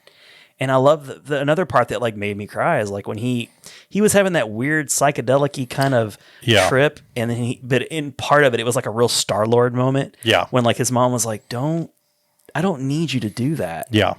It's like she's like it's like he was letting himself let that hurt go. And then slowly but surely, and it doesn't happen right away. It's not like he rushes right out and tries to have a relationship with his dad. It turns out that like, well, it was such a uncomfortable, awkward moment when like he just shows up. Yeah. And he's got his like this new woman who he's been with apparently for a long time, who he never even told. Because he has that scene was like, did my dad ever even tell you about me and my sister? No. Not until just recently. Yep. So like I'm having like me and my dad moments, because like my dad was with a woman for a long time and never told her about me. Like we ran into each other like in a mall or something one day, and like she was, like I'm like, hey dad, and like she didn't know. So like, she caught him in that moment. Was like, oh, you have another kid that I didn't even know about. Oh man, and like which I didn't learn about until years later. So it's just like, wow, this is really like. Awesome. That hits home right there. That kind of hits home, and like it kind of like I'm still estranged, and like they had the like there's the resolution at the end where they kind of patch things up at the last minute. It's like I could still do that with my dad if I wanted to, and he's like he has a scene with his wife when he's like he's so he has so many walls built up, and he finally like he apologizes to his wife. Because like he just like runs off and leaves her with his dad sick in the hospital, right? And he finally like breaks down and he's like, my dad is dying. Yeah. Like it's like all of like I mean, I couldn't even tell you how many times I'm like, fuck, I'm crying again. Yeah, like that's what that movie is like. Here, you want to come cry for 2 hours? Yeah. Do it. Sponsored by Kleenex. Yes. But it does. I mean, like it makes you feel everything. Like it's like Coco. It's like I've only seen that movie once. Yes. Made me cry. It's like damn you for making me feel feelings. but it's great. It really is. And I recommend Coco, and I recommend A Beautiful Day in the Neighborhood because it's got so much heart. Oh, it does. It has the most heart of any movie of 2019. Yeah, I would agree with that. Cool. All right. All right, so that's my number 7. I'm glad you mentioned it. I had a feeling you would. That's the one I thought for sure you would bring. Yes. Okay, so my number 7. Number 7 is the last movie of 2019 I saw. And when I saw it, I texted you and I said, I'm just sitting out in the parking lot. Okay. And I just said, wow. And I was like, all I said was like, I got to figure out what I want to do with this movie. Because I have a lot of feelings about it. Yes. It's Sam Mendes's 1917. Phenomenal movie. A movie that for months, it seemingly for months has been praised. Like, Yeah. you know, like movies will get shown to theaters. It was a slow rollout. It came out in 2019, technically, Christmas.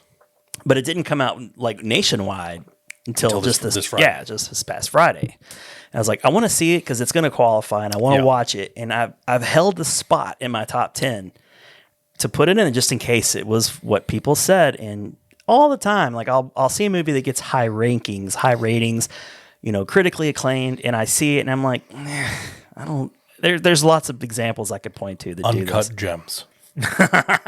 That was another moment where you're like, I'm in my car and I need a Prozac. What did you say? I need a Prozac or something. All right, it was just a fever dream of tension. I saw it too, and it was the most like tense, like pace-filled movie Unnecessarily. Yeah, well, we can always talk about that in the future. But that's a great example. Again, Uncut Gems in a lot of people's top 10 of the year, and I'm like, okay, well, I mean, I can understand why. Not a lot of people. Really good performances in this movie, but like the movie itself is like, I don't ever want to see this again. 1917, I think it's going to win the Oscar for Best Picture. I kind of feel like it should. It is made in such a way that I was in awe watching it. Yeah. It's made to look like it's a single Like uncut scene. one continuous shot. Yeah. It's not, and you could totally see where you can tell where they would do tricks to. If you look closely and you know what you're looking for, you can find the seams. Right. But I was watching, you know, I remember like messages like, I haven't wanted to like see a movie's extras and Blu-ray commentaries in a long time. And this is one that I was like, I got to see how they made this movie. I'm so curious. And I've been finding some things online, and I'm even more in awe of it.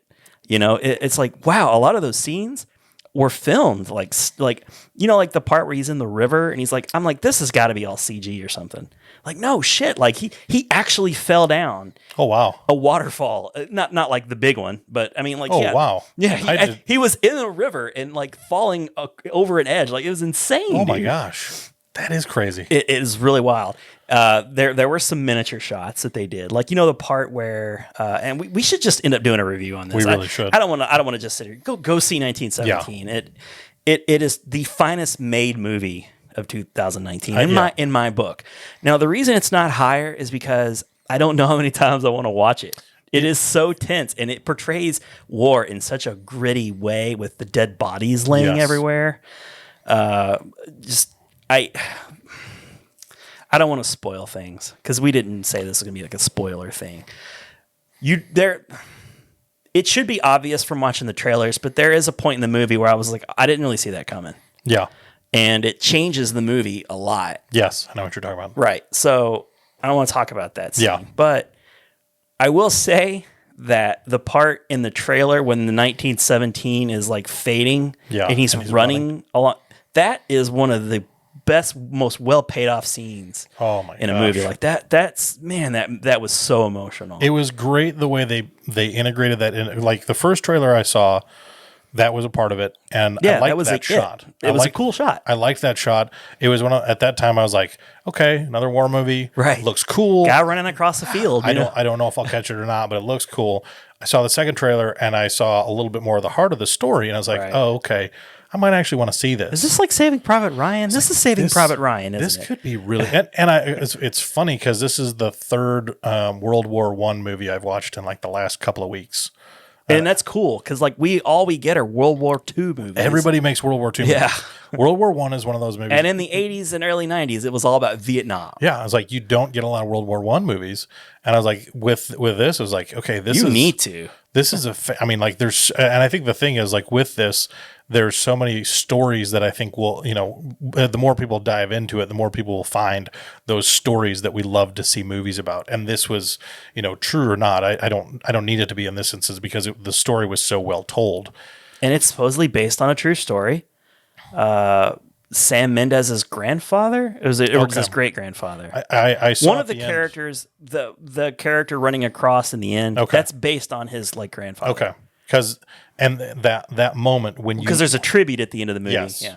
That moment when you're watching that scene in the movie and you have the fullness of the story behind it, it just takes that moment in the trailer. You're like, okay, that's really cool, and just blows it up a million times. Lord! Like, oh my god, it's so well acted. Oh, too. it is. It really is. It's. I mean, it deserves. It is. There are so many movies that get nominated for stuff that I just feel like, oh, this is an artsy movie or this is an indie movie or whatever. We need to Shape nominate. of Water, whatever that movie was. Fish Boy Fucks. I don't know whatever that movie's called. It's like the prequel to Aquaman. But I want this movie to win Best Picture. This is a movie that's deserving of all of the accolades it's gotten so far, and really would truly deserve so many more. We'll do an episode on our Oscar picks or whatever. Yeah, but we should do a review of 1917, spoiler filled with all kinds. Because I want to talk about it. It's such a good movie. I wanted it's so true. I was like, I don't know what to do with this movie. Yeah. It was all over the place. Like at first it was like really high. Then it went off the list. Yes. Then it went back in the list and it settled at 7 because I wasn't going to let, like I mentioned Logan specifically to talk about 1917. It's similar. Yes. But it is rewatchable. Yes. I think it really is. If nothing else, just see like how a movie can be made. It was like, if you play a lot of video games, nowadays like video games have this like cool, there was this crossing, like where video games graphics were getting so good, people would sometimes start making comments like, it's like a movie. Yeah. Video games have gotten so advanced, they're better than movies. In a lot of instances, yeah. They're like playable movies. And this to me was like it coming back around full circle. This felt like a really amazingly done video game. That you just watched. Yeah. Yeah. With real people and amazing choreography and cinematography and like you just the score. I mean, like I said, there was just the music. Oh, a lot of times, especially at the end, you don't pay attention to that. But I like it was so integrated that like I could sense myself wanting to just to hear it and let it fall into the background. But I was so motivated as I'm watching, is like this music goes so well with the tone of the scene that it just everything. But it doesn't like gnaw on you, like like a movie like Uncut Gems, it gnaws on you. There are enough scenes, like the scene with the French girl and the baby. Yes. There are enough scenes that give you a break. To not make you so anxious. So I think, it was funny because I was happy that I had seen Uncut Gems when I went to go see 1917, because there's a similar level of tension and there's a similar level of expertise, because there are some things about Uncut Gems that are redeeming. Mm-hmm. Not a lot, but there are some. Adam Sandler did phenomenal in that movie. It was well outside of his wheelhouse, and I thought he did a really great job with the character. There's a lot of things that are not great about the movie, in my opinion. Yeah, but I felt like they're kind of on the same level. Like both of them could have gone the same way. Uncut Gems could have been a great movie, but I feel like for the same reasons that 1917 was phenomenal, that's where Uncut Gems failed. Like they wanted the movie just to be tense for the sake of tense. Yeah. This movie was tense for the sake of tense, but it played to their strengths because it told the story. I mean, like it was when I was like, okay, this is war. Mm-hmm. This is a real experience for so many. I mean, it had those like scenes from like Saving Private Ryan with the German and the writer guy or whatever. Like there's scenes like that. Oh my god, of just kids. Yeah, that was the thing. It was like they were kids. Yeah, these were kids that were fighting a war. And the movie didn't feel too long. Like it was tight. Like I want to say it was under 2 hours. So, and I'm looking now. I'm trying to find the runtime. It's usually it's an hour 59 minutes. So yeah, just under 2 hours. A lot of wartime prestige movies would be tempted to make it like near 3 hours. 2.5, 3 hours. Yeah. Yeah, it doesn't. And I think that it's gonna really help its rewatchability too. So, anyways, yeah, 1917, probably the most difficult movie to place on my list. And it was funny because I texted you before I came over. I said, when I had finalized my list, this movie was going to be on it, but I knew because we don't compare lists. Right. It was when I was like, okay, It's a genuine surprise. I know this is going to be on your list because we've kind of talked about it, and both of us had reserved that spot on our list for this movie. Yeah. When I knew that you were going to bring it, I was like, all right, I would have placed this 6th on my list. Wouldn't have been a bitch if I didn't put it on my list. Like, oh my gosh, neither of us are talking about 1917. What is wrong with us? It's so good. But I purposely omitted. It would have been 6th on my list, but I purposely omitted It honestly deserves to be higher, but it does. It's such a good movie, but yeah. That tells, especially maybe when you see him. Well, I mean, you already know Joker's up there. So, anyways, it's good. I think Go watch it, man. It speaks to the caliber of films we got in 2019. I think It 2019 really was does. a great year for a lot movies. of variety, man. Yes, a lot of variety. Okay, what's your number 6? All right. Well, number 6 for me. I'm excited to see what's in your top 6, man. Number 6 was Longshot. So I'll go. Okay. I'll go on to my number 5. All right, go to your just number keeping 5. Things, Okay, keeping things rolling. And my number 5 is a movie that you didn't finish. But shame on me. no, it's.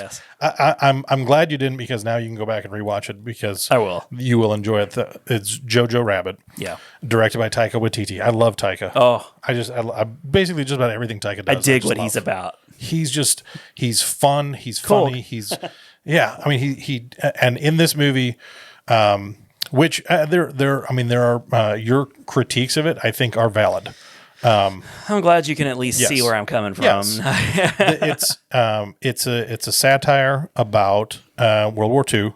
Shocking. Another World War II movie. Yeah. Where Jojo, he's this little boy, I think he's like 8 or 9. He's in like this. It starts off. He's going to this young Nazis camp. Hitler is his imaginary friend. And Hitler, as his imaginary friend, is played And hero. by Taika. Yeah, it's his imaginary friend and hero. He's a and fanatic. He's a fanatic of Hitler. And there are a lot of people that a lot of critics I know that I've read about it that have said like, oh, it's so easy to go to that well of Hitler.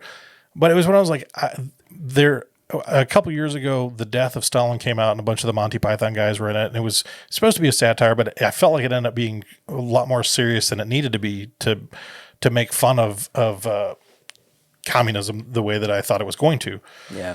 And with this one, when it first came out, I think the way that I had phrased it to the people I was talking about, I can't remember if I told you or not. I said I felt like it was the perfect blend of like silliness and sweetness and somber. All I got was the silliness. And it starts off pretty heavy with the silliness. Yeah.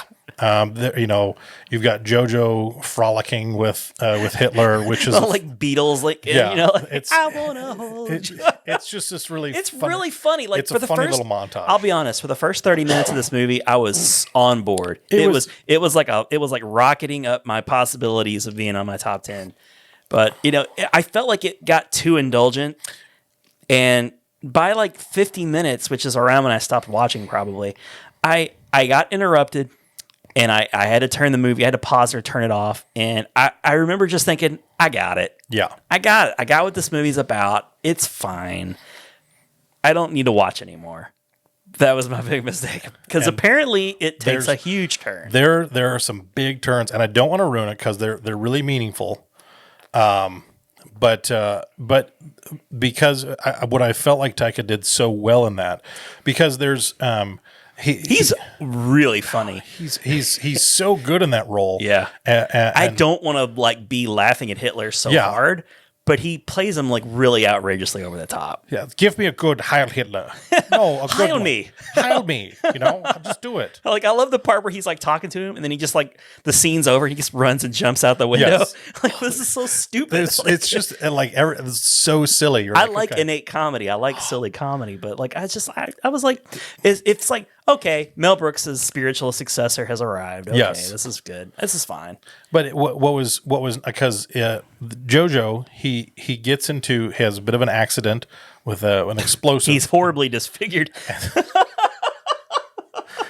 I love that.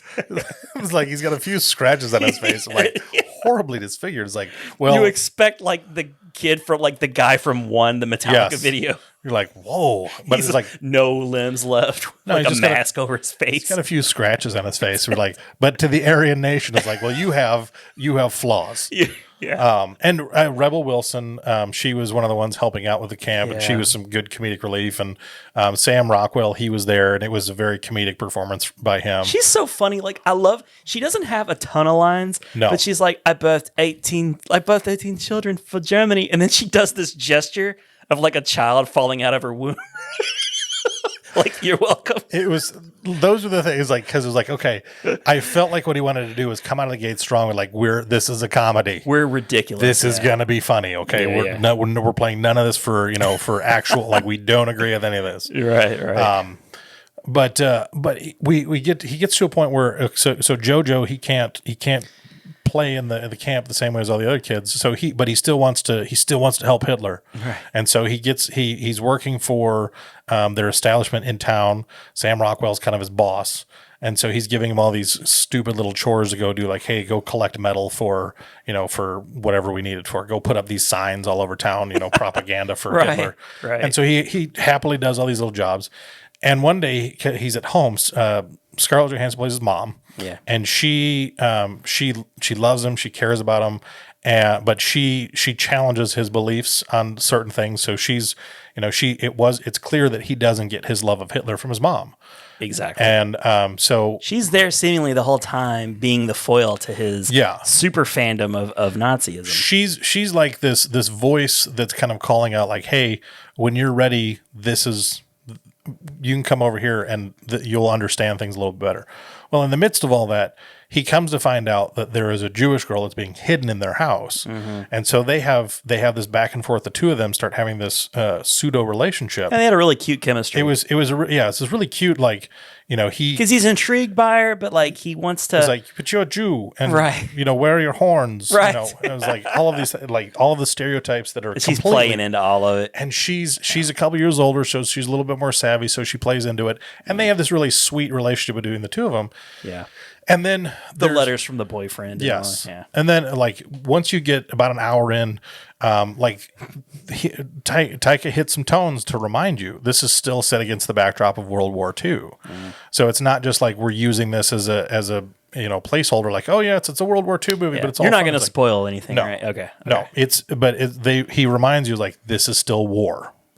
And war is ugly. And I'll so rewatch it. There's definitely some very somber moments. There's some very meaningful moments, and it culminates in this ending that I highly recommend it when it comes out. I will get it, and there's rewatchability for me. There's it'll be nice because I'll be able to rewatch it and take in more of the other stuff. It was like watching Family Guy. There's like so many gags, like Yeah. one after the other, after the other, after the other, in a really satirical way. Yeah. And it's like, I like this, but I don't know. But you reach a certain point where, because I'm trying to get in a lot of movies. yes, like, I don't have time to just keep laughing at Hitler. It's like, yes, Hitler, I get it. But He's an ass. But it's sort of like there's a lot of stuff on the back end of this, and and that's why I think the critique is valid, because I think if they would have established some of the others, if Taika would have let you know sooner on that it's not just going to be giggles all throughout at Hitler's expense, I think it would keep people invested more, because I think that's probably for a lot of people where it's like you could reach that saturation of jokes where okay, I can just kind of tune out. Right. But I highly recommend it. I thought it was incredibly well done. I was when it was the trailers first came out, because anything with Taika for me is just kind of a home run. I love Taika so much. It was a really well done trailer. Yes, and so I and highly it delivers. Yes, It really delivers. It's funny. It's sweet. There's some somber notes to it. I think It's a really strong year for movies. yes. So Jojo Rabbit. Okay, so you didn't get to say your number 6, Yes. but my number 6 is still fair game. Yes, I'll be shocked if it's not on your list higher. Ryan Johnson, Knives Out. This one's not. It's not on your list? Nope. I'm shocked. I had a hard time not putting it on there, but I didn't. This movie is like the modern day Clue, Yeah. which is one of my all-time like underrated guilty pleasure 80s movies of, like there's a lot of moving pieces and a lot of characters and a lot of like you think what's going on, but then you don't. And I love Ryan. I know you love Ryan Johnson Ryan even more than Johnson's I do. fantastic. Knives Out it spins that web continuously. Yes. And there were a couple of different times where I was like, I know what's going on, I got it, and I was fairly close. But the movie in the end, it's like it gets to be what it wants to be, but also throw you some curveballs. But in the end, I don't want to spoil anything about Knives Out, but tons and tons of really tight script. Holy shit, tight. I waited all throughout the credits because I thought there was one or two other things. It was like I really felt like this was going to be this way, and I waited all through the credits because I was hoping like, oh yeah, it was, and then it turned out to not be. And it was. That's one of the things about Rian Johnson that I love is the fact that I was still so happy even that I was wrong. Yeah, and I was like, I don't know of a lot of directors, a lot of screenwriters in our modern era that can put together something that complex and entertain. I mean, because there's so many different layers to it. I mean, there's so many different things happening. Oh, gosh, and it's not just like because I would say Steven who did Oceans. Soderbergh. Soderbergh, okay, yeah, Steven Soderbergh. Steven Soderbergh. He's probably in a similar category. Yeah, but I feel very like, good point. I feel like there's an organic quality to Rian Johnson that I see the difference here is like none of these characters are really likable except for maybe one. Yeah. Whereas in the Oceans movies, I feel like you're supposed to really enjoy all of the characters. Yes. There are so many flaws to all of these characters, really.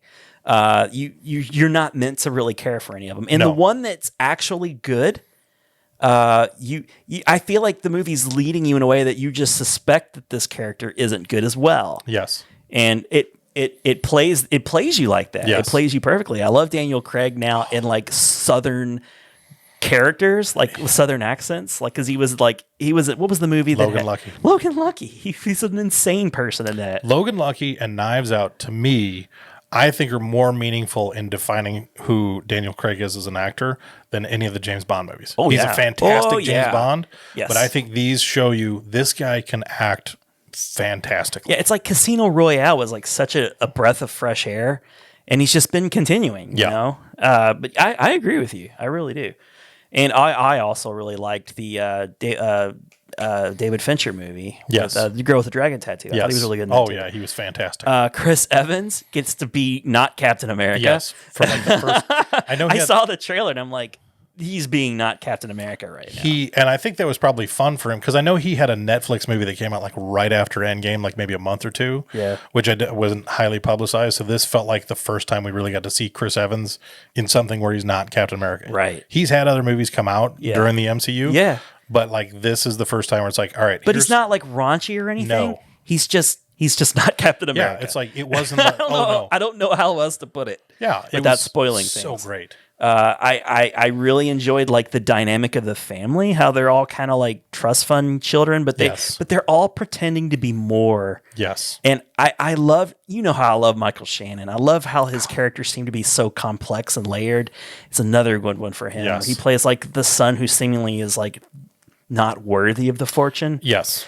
But he's no better or worse in the end than any of them, and he's so menacing. Yes. He's kind of got like he seems weak and feeble, but he's still really menacing. Oh yeah, I really enjoyed that. I like Toni Collette was really adorable. Like I loved her, because she's not actually a member. She's not a blood member of the family. She's married in. Yeah, her and her daughter I thought were really interesting characters, especially how like. The main character, I guess, is like the helper, the maid or whatever. Her relationship with Christopher Plummer. Yeah. Oh man, I love all of their scenes together. So good. That shouldn't have worked as well as it did. It's like you just go down the line. So many good performances. And I forget what he changed his name to. Jaden Lieberher, who played Michael Shannon's son. Who was not in it all that much. Yeah. But like, that's one of the things that I love about Rian Johnson is he will write characters. Jaden Martell? Yeah, he changed his last name to Martell. It used to be Lieberher. Okay. But he writes these roles for characters, and that's one of the things I think Rian Johnson does really well is he casts his movies so well. Yeah. That was not a big role for him, but it was very meaningful, and I felt like by having him in that role, it's like it fit. I mean, every person in that movie I felt like was picked very purposely and executed fantastically. I love Jamie Lee Curtis and Don Johnson as like the married couple whose parents were Chris Evans. They Yes. were, like, what was his name? Ransom. Ransom. Man, holy shit! It's like every little detail about this movie is means something. Oh yeah. And even up to the character's name. Yes. So I don't want to spoil it. It'll be out before you know it. Yeah. It was one of those movies where like you saw it and instantly you're like, that's gonna be good. Yes. And even down to the end, like with Chris Evans and how that turns out, like it's Clue. It's a much more prestige, like better actors, better directors, Yes. like probably a lot better script, but it's in the same vein as Clue. If you're a fan of movies like that, or Steven Soderbergh, or or any of those like Logan Lucky type, like it feels really tight. Yes. Everything seems to fit, and I love it for that. It is superior And I execution. am genuinely shocked it's not on your list. Yeah, it was going to be. I mean, it was a hard one for me to not put on there, but and I wasn't purposely counting on you to put it on yours. But it was when I was like, I had so much fun watching it. and I didn't even tell you that I'd seen it. Yeah, So like I was like expecting you to see it. I was like, I loved it too. it was so. I mean, Brick I think is still my favorite just because I loved every part of that. But I would say Knives Out is a very, very, very, very, very close second for me. Looper, Last Jedi. Yep. I mean, these are The Brothers solid films, man. He's a great writer director. Yeah. I will note, just because I love plugging this man, Ryan Reynolds is doing a new Clue movie. I saw that. Yes. And I'm on board, man. Yes. All of his future projects, like the what was the one where he's like the NPC, the non-playable Free character? Guy. Man, that looks so great. And we got the Hitman's Wife's Bodyguard coming out next year. It's gonna be good. He's working on Deadpool 3 with Marvel. Fantastic. it's turning into the decade of Reynolds. Yes. I'm fine with that. Okay, so that was my number 6. You mentioned your 5, so you're up to 4. I'm on 4 already. Wow, here we go. All right. This one snuck up on me, kind of the same way that LONGSHOT did. I didn't have any desire to see the movie. My buddy wanted to go see it. And so he's like, hey, let's go see this. And I said, okay, fine, I'll come. And I'm watching the movie. And as it's going on, I'm like, this movie is making its way quickly into my list. And it really should have been more on my radar. I just wasn't interested in the story. It was Matt Damon and Christian Bale in Ford versus Ferrari. My number 2. I mean, it was so incredibly well done. Yes, it was. The story was compelling and the actors were perfect. And it was just, Yep. I mean, every single part of it, who just like, James Mangold, man, whose last movie was Logan. yes, the guy, I mean, it was so, And he's doing a biopic next, right? I think so. Yeah. Who is the, it's a musician. It's 60s guy, everybody, let's get started. Bob Dylan, Bob Dylan, Yes. yeah, he's doing a biopic of Bob Dylan. which I don't care about Bob Dylan, but I'm gonna gonna go see see that the movie. movie. Yeah. Well, he did Walk the Line. yes, so he knows how to do movies. and there's so many parts of the movie where, I mean, like, you were just like supercharged by the performance. Like Christian Bale, I think it's the feel good movie of the year for me. Really, it really, I mean, like, it was everything, because it was like, it's an underdog movie. it is. It's a movie about best friends. Yes. It's a movie about a father and his son. It's got so many things, and it's a movie from the 60s. It's not about the space race. Yes.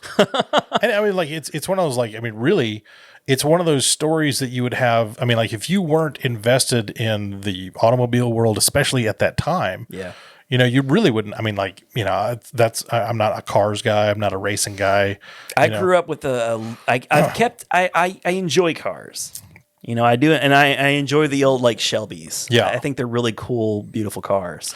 It was just, and I mean, even some of the supporting cast. I mean, like John Bernthal as Lee Iacocca. Yeah. I mean, it was a just young Lee Iacocca. It was like so well done, and I mean, the guy who played Henry Ford II was Yes. excellent. oh my It was gosh, so good. Matt Damon, like he's like what I loved is Matt Damon. Matt Damon is such a daggone good actor. He is so effortless. He is You take so him for good. granted in everything. And one of the things that has really bugged me over the last few years is I feel like he has picked more movies. He has chosen to be in more movies that align with some of his personal beliefs, which I'm totally fine with. Sure. But it's one of those, like, if everybody doesn't share those and that's your motivation for being in it, I feel like it just kind of skews the performance to where I don't totally want to see it. Yeah. And some of it may have just been, like a downsizing looked kind of interesting. Yeah, but then and I never ended up seeing it. I was didn't gonna either. like. I felt like he was moving in trending down. Yeah. You know, like in his star was. it was falling a bit. it was starting to diminish a little. I mean, I loved some of his little cameos. I mean, he had a cameo. Even his last Bourne movie was pretty forgettable. Yeah, it was like, okay, I mean, you did the first 3 and it was great. This one's just another entry in the film franchise. Right. Wasn't bad, but it's like you're not doing anything super new, so Right. do I need to care all that much? Not Right. really. But like, he had a cameo in Thor Ragnarok, which was fun. I love that. He had a cameo in Deadpool 2, which nobody really. In Bumblebee, he had a cameo. He just seemed to be making fun was just cameos. like, that's one of the things I love about Matt Damon, because he's been in so like Euro Trip. I mean, he just has these Hey, weird. oh yeah, Scotty didn't know that. It's like, I'm Matt Damon and I'm in this movie for no reason. You're like, what? Yeah, But- it's so funny. There's like he and Ben Affleck, his like best buddy for life. They're really different guys. Yes. I guess that's why their friendship is so strong, because like good friends aren't always like the exact same. You know, it's like a marriage. Sometimes opposites attract or whatever. They complement each other so well. Yes. He seems like such a likable dude. I think there was like his Carol Shelby. It was like you could rally around this character so easily. Yeah, And and Christian Bale, he always has to pick like these characters with like a tick or a weird, like I think about The Big Short, like that guy. Yep. You know, like, but in this, he all of his choices were working for me. Yes. You know, especially like when he's in the car and he's like trying to make it work, and he's like, "Oh yeah," Yes. he's like, "I loved it, man." And it was like, it's when I was like, That's what I'm talking about. I like that he played an English guy. It was like so many things. It was like he's Welsh. Yeah. But it's when I was like, you should play an English guy more often. Right, It's right. like, It's he not does that far of a departure for you. Just do That's it. a really great English. He man. really It's like, does. He was just this. I mean, and it was that the mix between the two of them, where Carol Shelby, he's trying to kind of he knows how good Christian Bale's character is. And he's trying to manage, like, okay, I got to play ball with these guys to get the things done. But at the same time, like, I know that you should be in the. So everything about that just worked. Like my favorite part of the movie, hands down, when they're racing. I don't remember what the race was. Le Mans. No, it was the one before that. Where Oh, was it Daytona? I think that's what it was. Oh yeah. And Josh Lucas, who he kind of fell away for the longest time. Kinda, yeah. But he played a really great jerk in this movie. Or like Kinda did, yeah. He was superb at wanting to hate him and punch him in the face. But like, he'd put that. He's like, you can't go above. I think it was Daytona. That sounds right. Yeah, whatever. It was like a prove it. He's like, race. if he takes it here, then he can drive Le Mans. Right. But they had put that governor on him. It was like, you can't go above 6,000 RPMs. Yeah. And Carol Shelby's like, fine, screw it. And he just writes on that board, 7,000, drive like hell, and just holds it out there. It's like, that to me, I was like, I'm inside, like, yeah. Well, yeah, because Josh Lucas, I mean, he was like, why are you like fighting against, like, why you're such a company man? And I like how they set it up too. It's like, like they were having that conversation in the diner. Yes. It's like, what they're gonna do. They're gonna do what they're gonna do. Yep. And then they sure enough, they pulled the shit on him a couple times. And in fact, at the end, when he was like, he could have had the 3 races. Yep. And they screwed him out of the 3rd win. Yep. And I like the whole like pull back and take it for the let's be a team player, and like he ends up doing it, but not until after he like gives everybody a heart attack. Yep. I love it, man. And I think It's such a good performance, and I think it's going to go. I think people are going to overlook it. Yeah, because which I think is too bad. It is. It's like it's a too really good. fantastic It's too movie. good. So there's nothing we can like. We can't praise it for it's like, what's wrong with a movie like this? And I think that's the thing is, in watching as many movies as we watch, It's too familiar. Maybe I feel like you don't just stumble across movies this excellent all that often. Like, it's just when I was like, even for myself, I'm like, man, I wasn't even going to see this movie. Yeah. And then I go and watch it, and I'm like, this movie was fantastic. It's a movie that I really knew that I would like. Yeah. I didn't know how much I was going to like it, but it was on my like movies I'm looking Yes, I forward to remember seeing. And I liked the actors, and I like cars, and it's just like I think that period of time in the 60s, like, cars were beautiful. There was an elegance to all the cars. Yeah. They didn't all look a certain way they do now. So, I knew I was going to like it, but it's like I'm watching this movie unfold, and I'm like, they are making all the right choices. Yeah. The actors are hitting all the right beats. Yep. The story is already compelling enough on its own. It's a built-in underdog story. And it's just like, this movie is like, it came and went. It did fine, Yeah. I think, in like as far as like box office goes. It was like a November release. Yeah. But like nobody, like everybody went to see it. Nobody's talking about it. Yeah. I was like, you should be. This movie's fantastic. It really Like, is. oh my gosh. Yeah. And that's why I was like, when I'm evaluating these, like this one has to be high up towards the top because it's so good. It's like up to number 2. That's Yeah. great. Like way up there. Yeah. I'm like all the movies I watched, and it's like that movie didn't budge. It went right to 2. It's like there's one movie obviously I love more than any other, but this one right to 2. And it could make a case for 1, honestly. Yeah. But I love being pleasantly surprised by a movie that This one it's just nailed it. It's like it's good, but it's even better than you expected. Yeah. I love that. Cool. That's my number 4. So now All right. you got to play some catch up here. I do. All right, so my number 4. You're on 5, aren't you? Oh yeah, you're right. Okay, 5. Okay, I know this is gonna be on your list. Avengers Endgame. What did you say about That's my Avengers number Endgame? Okay, number 1. I'm not at all surprised by this revelation. Here's the funny thing. It gradually worked its way up to 5. It was low. I had Spider-Man Far From Home above. Blasphemy. And No. here's why. It's too heavy, man. Like I want my Marvel movies to be more fun, and I have seen Endgame twice, both times in theaters. I have yet to even watch it on home video. It's insane, but like I just remember all of the scenes. They're all etched in my head. I think I've seen Endgame 15 times. And that's cool. You're 14 or not 15. alone. I think No. Kevin Smith was all social media talking about seeing it like 5 times in a day or whatever. It's like it is the perfect culmination of all of the phases that they set up on the drawing board. They nailed it. I don't think you're ever going to get a better Marvel movie. No. I don't. I think that's the pinnacle. It's not going to get any better than that. They're going to continue to make good Marvel movies. Yeah. But there's nothing they can do to top this. 23 movies. Well, I guess it was 21 That was the 23rd. 23rd. Was that the 23rd?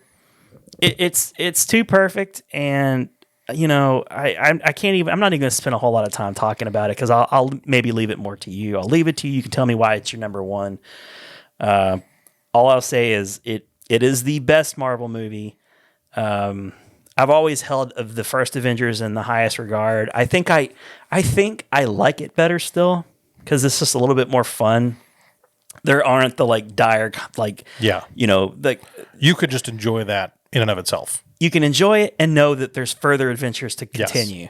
This is the end of the road for some people, some characters that you just come to love and be comfortable with, and now that it's over. Yeah. And because of that, I can't deal with that. That's me. That's my problem. I just can't deal with the emotions. So it's why A Beautiful Day in the Neighborhood wasn't in my top 10, even though it's probably it has the most heart out of any of the movies I've seen this year. I'll leave it to you. It's one of those like, I mean, Marvel is probably, I mean, of everything. I'm a total Marvel guy. I always have been. I always will be.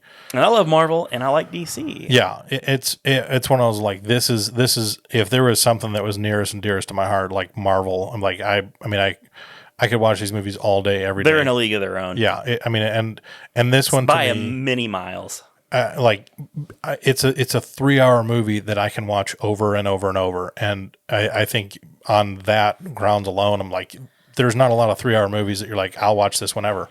I will put this on, and what I like and how they did it. I mean, even leading up to it, but even the breakdown, because there's times where I've gone just to the last hour, and because the last hour of the movie is all. I mean, it's not even like that's the best part. You watch like each, you have the whole build up in the beginning, you have the finding the stones in the middle hour, and then you have the final hour, which is this confrontation. And I felt some of it a little bit. I felt it was over long because of some of this, and I think that's the thing. I think there's a part where Endgame, and it's hard to really put into words because it's one of those. I'm like, it's not necessarily that it's like, well, Endgame for hardcore Marvel fans, because that's not it. It was just like, it's one of those for me. It's like this movie will be up there as one of the greatest movies of all time for me, just because like it represents so much.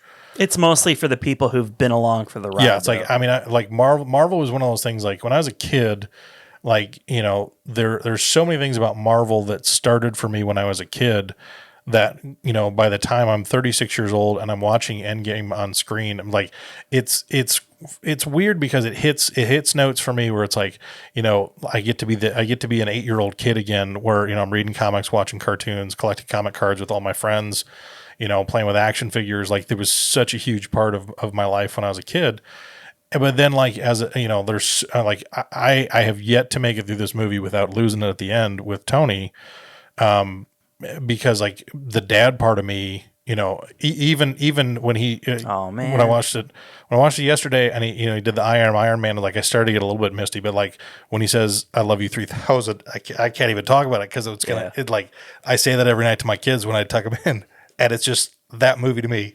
It hits on so many notes. I'm like, I got to stop talking about it or I'm gonna lose it, because it's that like, little bit extra knowing that he ends up being a father. Yes. When you know that he and his father had such a rocky relationship, and then he ends up losing him, and well, of course, you know, like the whole Civil War saga thing is just like another thing. I mean, it's a soap opera, and it's played out like Game of Thrones. It's Marvel. The Marvel movies are for everybody. Yeah.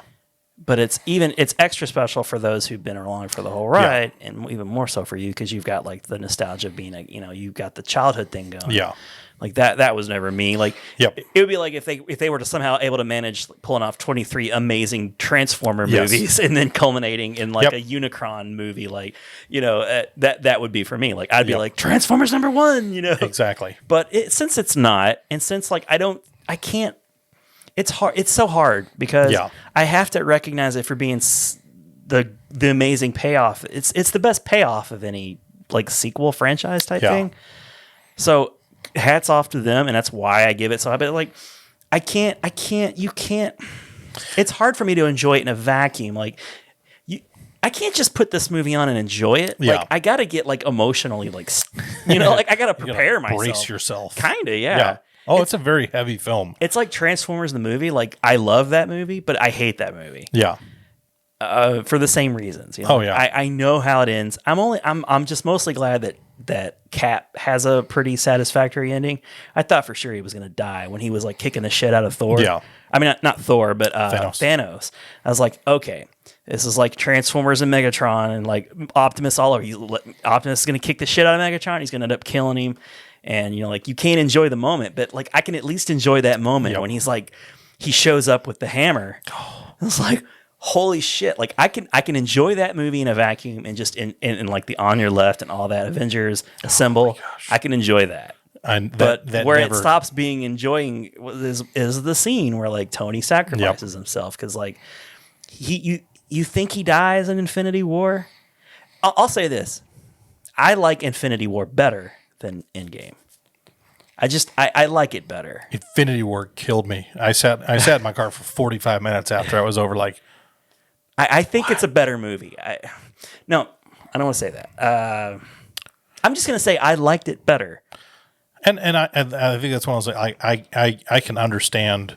Like anything outside of, some people are like, "Oh, it was just crap." I was like, "Well, you could just go screw yourself." Why don't you enjoy like things you that hate are good? Fun? Yeah, you hate life. Like, what is wrong with you? But it's like that's one of those things. Like, I think as a huge fan of the show or of the whole franchise of Marvel, of the characters, of all that, because it does, like, I internally can enjoy it on a level I know other people can't, but I can also appreciate for other people. It's like, okay, because this does not have that same kind of hardcore meaning, there's an enjoyment of it because there's a lot of cool stuff to it. Yeah. Like, there's a lot of cool things that happen. You're like, oh yeah, that was awesome.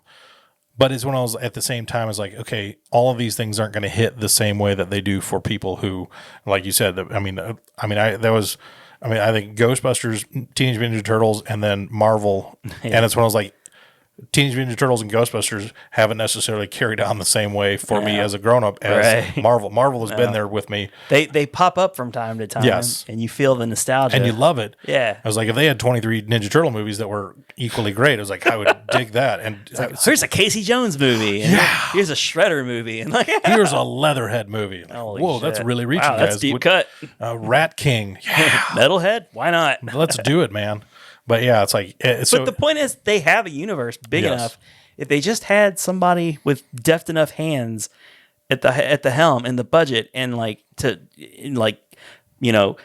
keep the studio heads meddling, trying to meddle at bay, you haven't made a mistake. Yeah. You are batting 1,000. So they back away, and you just keep making these decisions. just keep churning them out. Just keep churning them out, and it's gonna end one day. But hell, man, what a ride! Let the ride continue. Keep it going as long as you can. I'm a little concerned because you're looking at the new phases, and it feels like there's all over the place in a way that you saw Guardians for the first time. You're like, whoa, okay, I guess we're finally we're really going thin.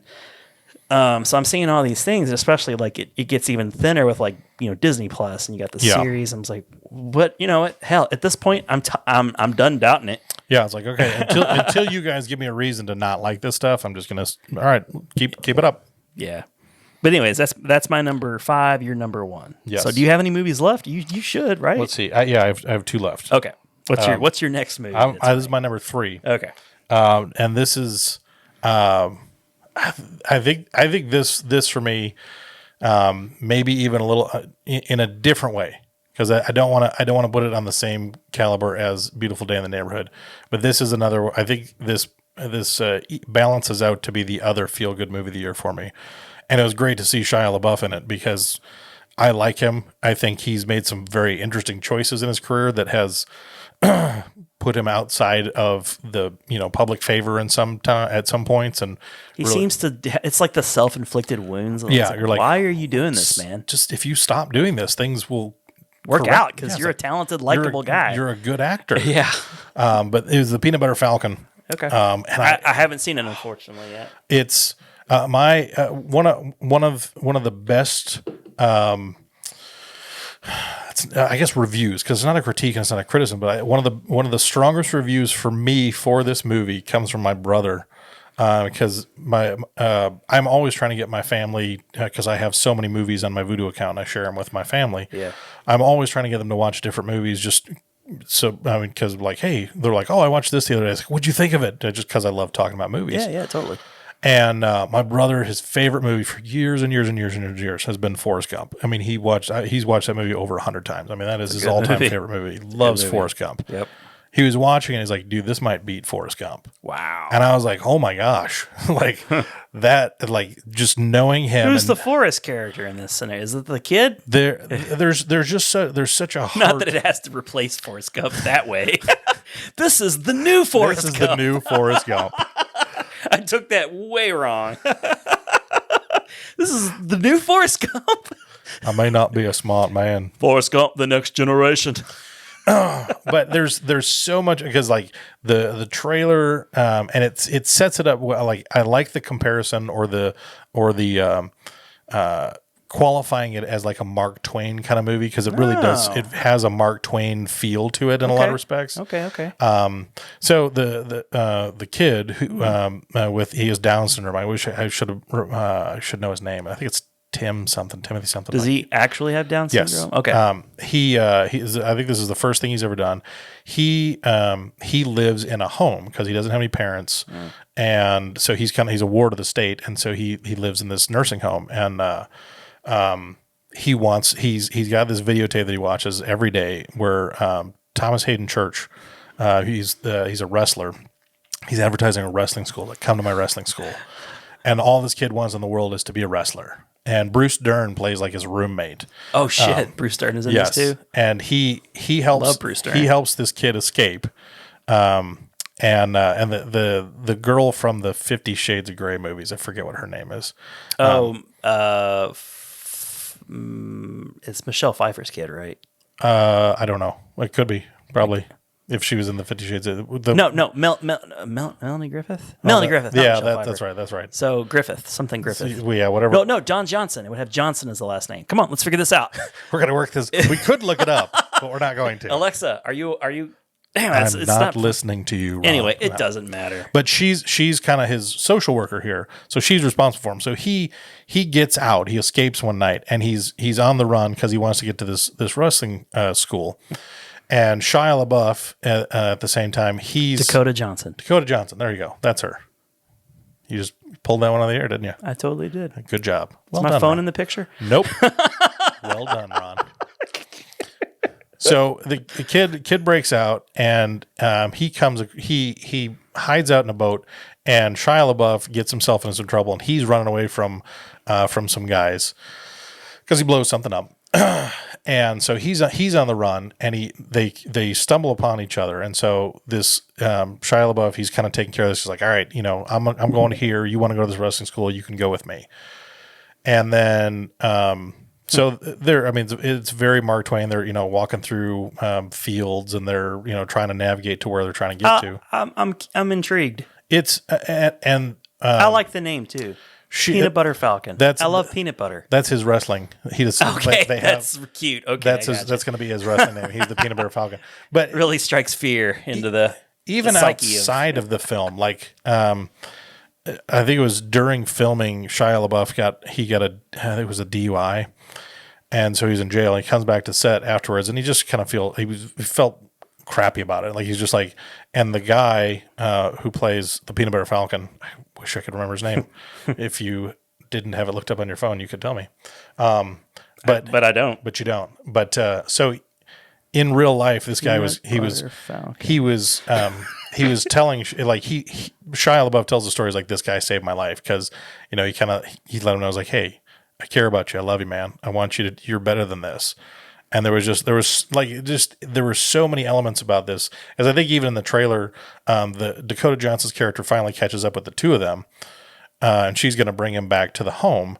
But she even finds out it's like, okay, there's going to be more consequences for him. Like we got to put him in a stricter facility. And she's like, well, but I mean, like that doesn't work. I mean, like that's just penalizing him in life. Like he can't get out of the situation because he's an adult, but he has Down syndrome.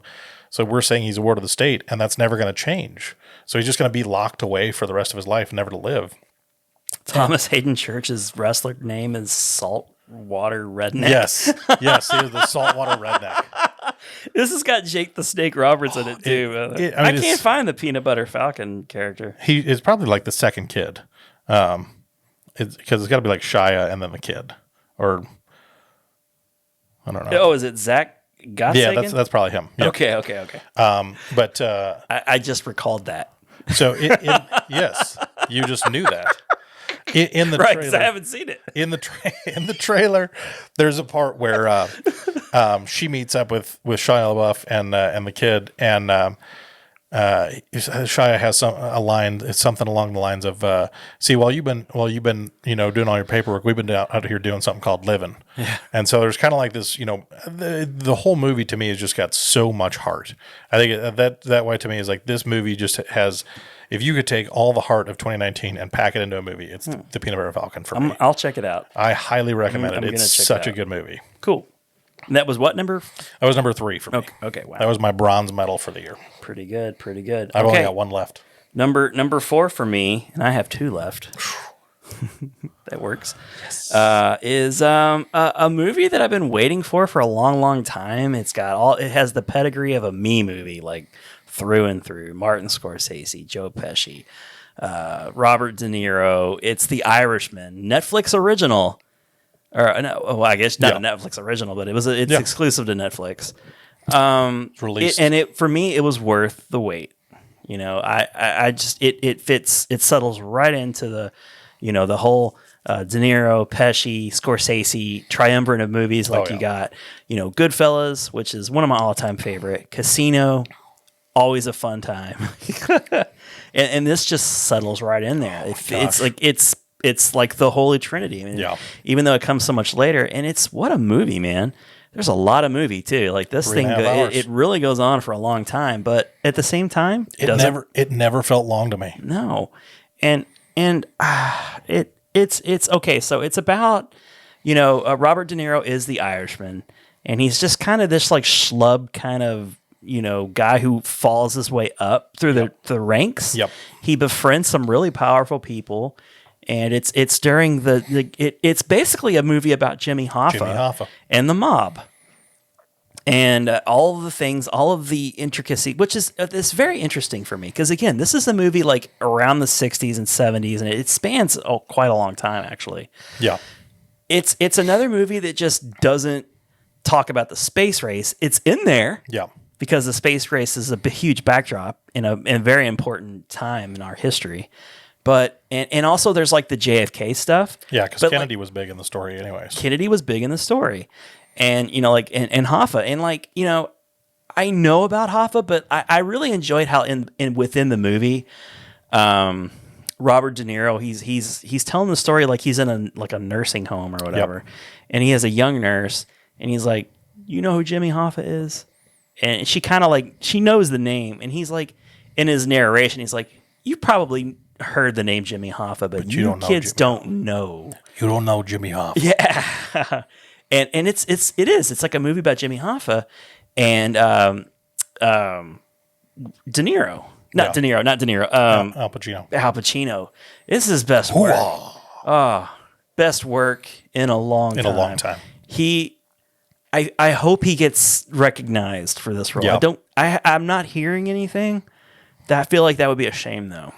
Even Joe Pesci, which so understated in this. He's menacing, but he's like, it's not the typical Joe Pesci. Well, because that was the thing that I was so impressed with. Was the rumor was I think Scorsese had to ask Joe Pesci 50 times is the number that I kept finding. He had to ask him 50 times to be in this movie because he had retired. Right? And even when he finally came out of retirement, I think Gone Fishing was the last movie that he was in. Great film, all about fishing with Danny Glover.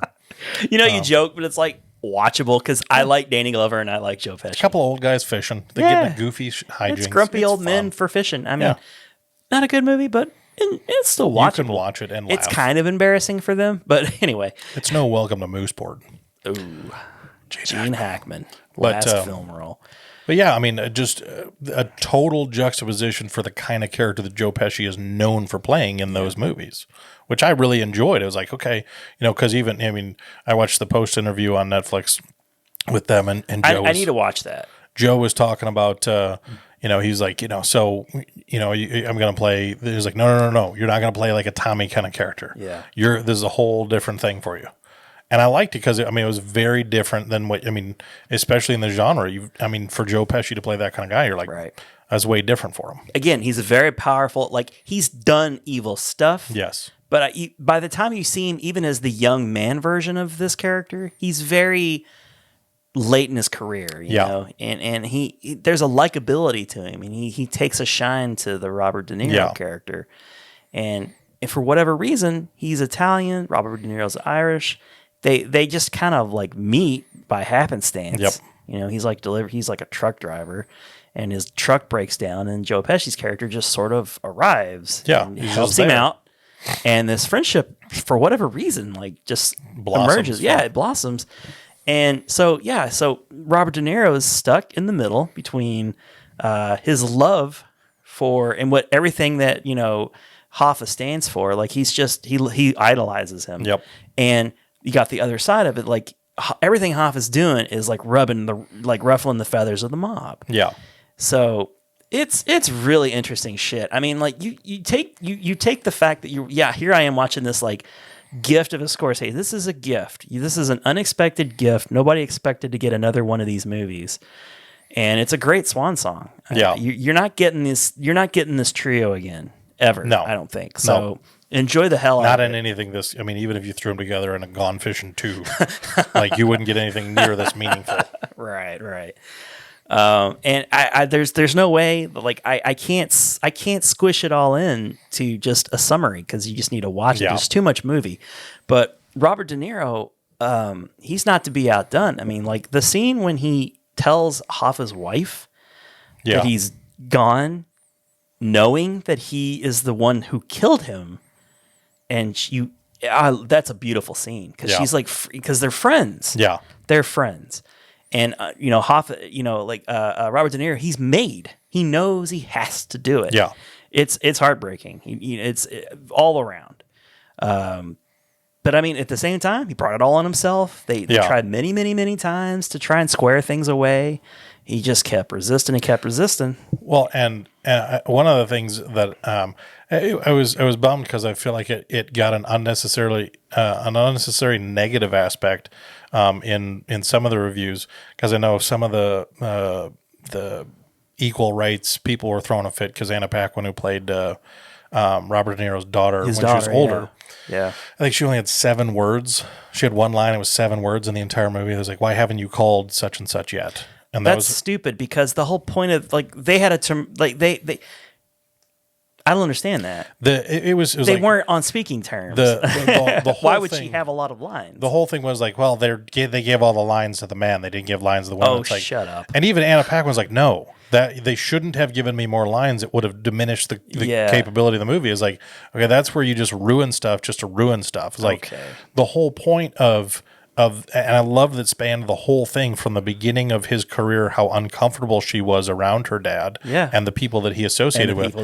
And then how comfortable she was around Jimmy Hoffa, how much like he became almost like a surrogate father when she would get to see him. She was so much warmer to Al Pacino's character. At the very least, the uncle. Oh yeah. I was like, I mean, and I loved how cold she was towards Joe Pesci's character. Like, and that bothered him so much. He went out of his way to try to get her, but he's just too Italian, too he's too obviously connected to the mob. It's like she, even as a child, she knew. She's like, I don't like this guy, and so like it was that to me that played out from the beginning to the end of the movie, and it was such an emotional tone that it hit throughout the entire movie. That even at the end, when you get to the end of the story, and you're kind of unfolding this last days of his character, and how desperate he is to have any kind of semblance of, okay, I put things right. Not like we're gonna have a relationship, but I want to put things right. And how that ship had sailed for. I was like, no, you can't. It's too late. She didn't need that many lines, because what she accomplished with just a few lines, she was wonderful. I mean, she was great. I was like, her whole character culminated in 7 words, and it was one of the best performances of the movie outside of, I mean, your 3 primary guys. Like, this was fantastic. That irks me. It does. It's like, this is people picking at something good for no reason. It's like, no, every part of this movie. The one thing I will say about Scorsese that I kind of want to just like smack him across the face, and it's not the MCU thing. Okay. But I want to smack him across the face. He's wrong for that. He is, but but I get he's not wrong for having an opinion. I get his reasoning behind it. I just don't understand why he feels to have to say it. It's like you don't need to crap on something else to make your stuff valid. Right. You don't. Right. It's like you can celebrate the MCU in the same way. Both things are wonderful. They can exist simultaneously, and they're both good. Whatever. The thing that bugs me, and it's really not even like a huge critique of Martin Scorsese, is in that post interview, which is really only 30 minutes, and it's the 4 of them sitting around the table. at a table, yeah. But Scorsese, he's so committed to this idea that he's an old school film director that like there's a part like it almost feels like he has to apologize that he's adapted to the 21st century, because like he kept trying to compare the computer stuff that they were doing, because it was a new kind of de-aging. Yes, something new that they were doing that I think these guys are the first ones to do it, or according to his admission, like this isn't like the other stuff that they've done in films. We were new on this technique, and so he felt like that justified, like, okay, it's the same kind of thing you would do with makeup. And I just want to be like, Marty, it's okay for you to use techniques from the 21st century because you're making movies in the 20th. You can't just, if it was the same as makeup. It's better than makeup, though. So. He's like, it's not the same as makeup, because I was like, and it doesn't mean your film's any less valid because you used, because he was like, oh, I don't want people watching my movie on their phones. It's like, you should want people to watch your movie in any medium they can. I understand that. I did. Well, and I loved it. And I think that's the thing is like, I get that he's kind of this purist, and like cinema is best experienced on the big screen in a theater in this kind of atmosphere. I get that. I think you and I both appreciate as many movies as we can see in theaters. We like to, because it gives such an ambiance to the film. It adds layers to it. Yeah. So I think we get that. But it's when I was like, I want to be like, Scorsese, just it's okay. Yeah. Who are you apologizing for? You're gonna get teenagers watching your movie, and the ones that appreciate it are gonna go back and watch Goodfellas, and they'll go back and watch Raging Bull. They're gonna watch Raging Bull, and they wouldn't Taxi maybe because Driver. it's black and white. Yeah, you know? it's like these is like, this guy made a really good movie. I want to see his other stuff. It's like that's Right. I do that. It's like and they'll love it because they will. His quality hasn't changed. No. I love Marty Scorsese. Yes. He's awesome. And The Irishman, it should have probably tanked. I know that, man, what an expensive movie. They say it like $170 million. that's the highest. a lot. It was the highest budget Netflix has had for any movie. Wow. And I don't know how, I don't understand how they get because they have subscribers I don't get it either. They talk every now and then they'll come out and say, oh, it's been downloaded or streamed this many times. Like, but against what? Like, I don't. Like, what does that mean? It doesn't. What does that mean? You have this many. I mean, I don't. It's like get you it. have one source of revenue. It's and that's not like the subscribers. box office where we can quantify it somehow. It's like it's bizarre, but it's the new world. It's the way it's going. All right. So you have one more movie to reveal. I got one more left. What is it? Well, I mean, there's no way I could go through 2019 knowing that he's put movies out and not mention a Ryan Reynolds movie. Okay. Oh my God. And even though he was only in the movie for a very small amount of time, Okay. it was also a movie that I was looking forward to from the first moment I knew. Oh, that this movie okay. I was thought you were gonna going in another direction. No, I'm not going to put Detective Pikachu on this list. No, not even that. Not even that. I'm trying to think what else would have. Well, there was the Netflix movie. Oh, Six Underground? Yeah. I would have put Six Underground It's on. enjoyable, but I would have put this on if my it was going to list. be in your like top 5 or whatever. I would have put that on my list if that was in theaters. I would like to own it on Blu-ray at some point. It's a fun movie. It's so good. I've watched it a few times now. It's so good. It's If you- unbelievable. If you haven't watched Six Underground, watch it. It's so good. It's the Michael Bay-iest movie. Rhett Reese, Paul Warnick writing it, Michael Bay directing it. It really is the best Michael Bay movie I think he's ever made. It's so Michael Bay, but it's got the expert writing and it's got great cast. It's a fantastic movie. I will plug that movie all day long. But But that's not what you're about to say. That's not the movie you're talking No, about. I am talking about Fast and Furious presents Hobbs and Shaw. And what does this rank? This is number 2 on my list. Wow. This is the silver medal. And Good for you. It's one of those this to me is outside of Endgame the most fun movie I've seen the entire year. I loved it so much. And it's when I was like, I know that I have movies on my list that are better movies than this one. But this movie, to me, outside of Endgame, is my second favorite movie of the Well, year. I get to talk about it at least because it Yes. kept getting bumped down. Yes. Unfairly, maybe, I guess, for what it is. It's like Hobbs and Shaw. It's just another The Rock movie. Yes. And it's got like all these charismatic guys in it. Oh my gosh. At their peak powers, Yes. like Idris Elba and The Jason Rock Statham. and Jason Statham. And it really is a lot of fun. Oh, It did not disappoint in the fun factor. I loved it from start to finish. But since it wasn't him, I'm just going to let you talk about it. No. I don't know what to say about it. It's like it felt like it was like candy. It was like rotting my Yes. brain. And I love candy. I love candy too. Look at me. I had Twix for dinner. That's what I ate for dinner on the way over here. But here's the thing, like I don't remember so much of it. I've seen it enough times to Most of what I remember is like from the trailer, and I don't know, I'm not coming down on it because I enjoyed it. I know when I left the theater, I was satisfied. Oh yeah. I was completely. I was like, I ate the whole bag of Kit Kats. I was like very sad. I knew I'd done a bad thing. I saw it twice in theaters, Yeah. and I don't know how many times I've watched it since I bought it. I was blown away by the how they were pulling off the Idris Elba motorcycle. Oh my gosh, scenes. yes. When the motorcycle was changing and transforming, Yes. and it was it became a Transformers movie for a second. great. And it's ducking under the truck, Yes. and it's and it slowed down. I'm like, this is really well done. I love another scene where The Rock choke holds a guy, Yes. and they run into an alley and just does he body slams him against the wall. Yes. Kind of. Everything about it's really high quality. It's really well done. It's just fun. Have fun with it. Oh my god! And that's what it is. That's why I love it, because I'm a huge Jason Statham fan. Yeah. Ryan Reynolds is in it for just a minute. Kevin Hart has a pretty Kevin funny Hart, part in it. Rob Delaney, aka Sugar Bear from Deadpool 2, he's in it. That's right. And Ryan Reynolds And is in it. I loved for Dwayne Johnson because he is so connected to his Samoan roots. I loved that whole third act was really just like an homage to his culture.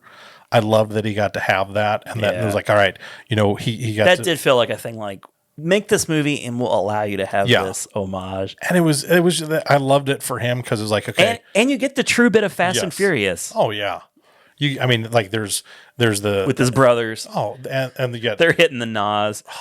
I was like, when they started doing so that, I was ridiculous. like, this is why it's Fast and the Furious. It's like, yes. And Fast and the Furious 9 comes out in 2020, and it got John Cena. It's supposed to be in space. This whole franchise is completely blown their minds, but I love it. It's when I was like, it's crazy go nuts. It really is. It's I was crazy like, go it's nuts. so much fun, and I loved.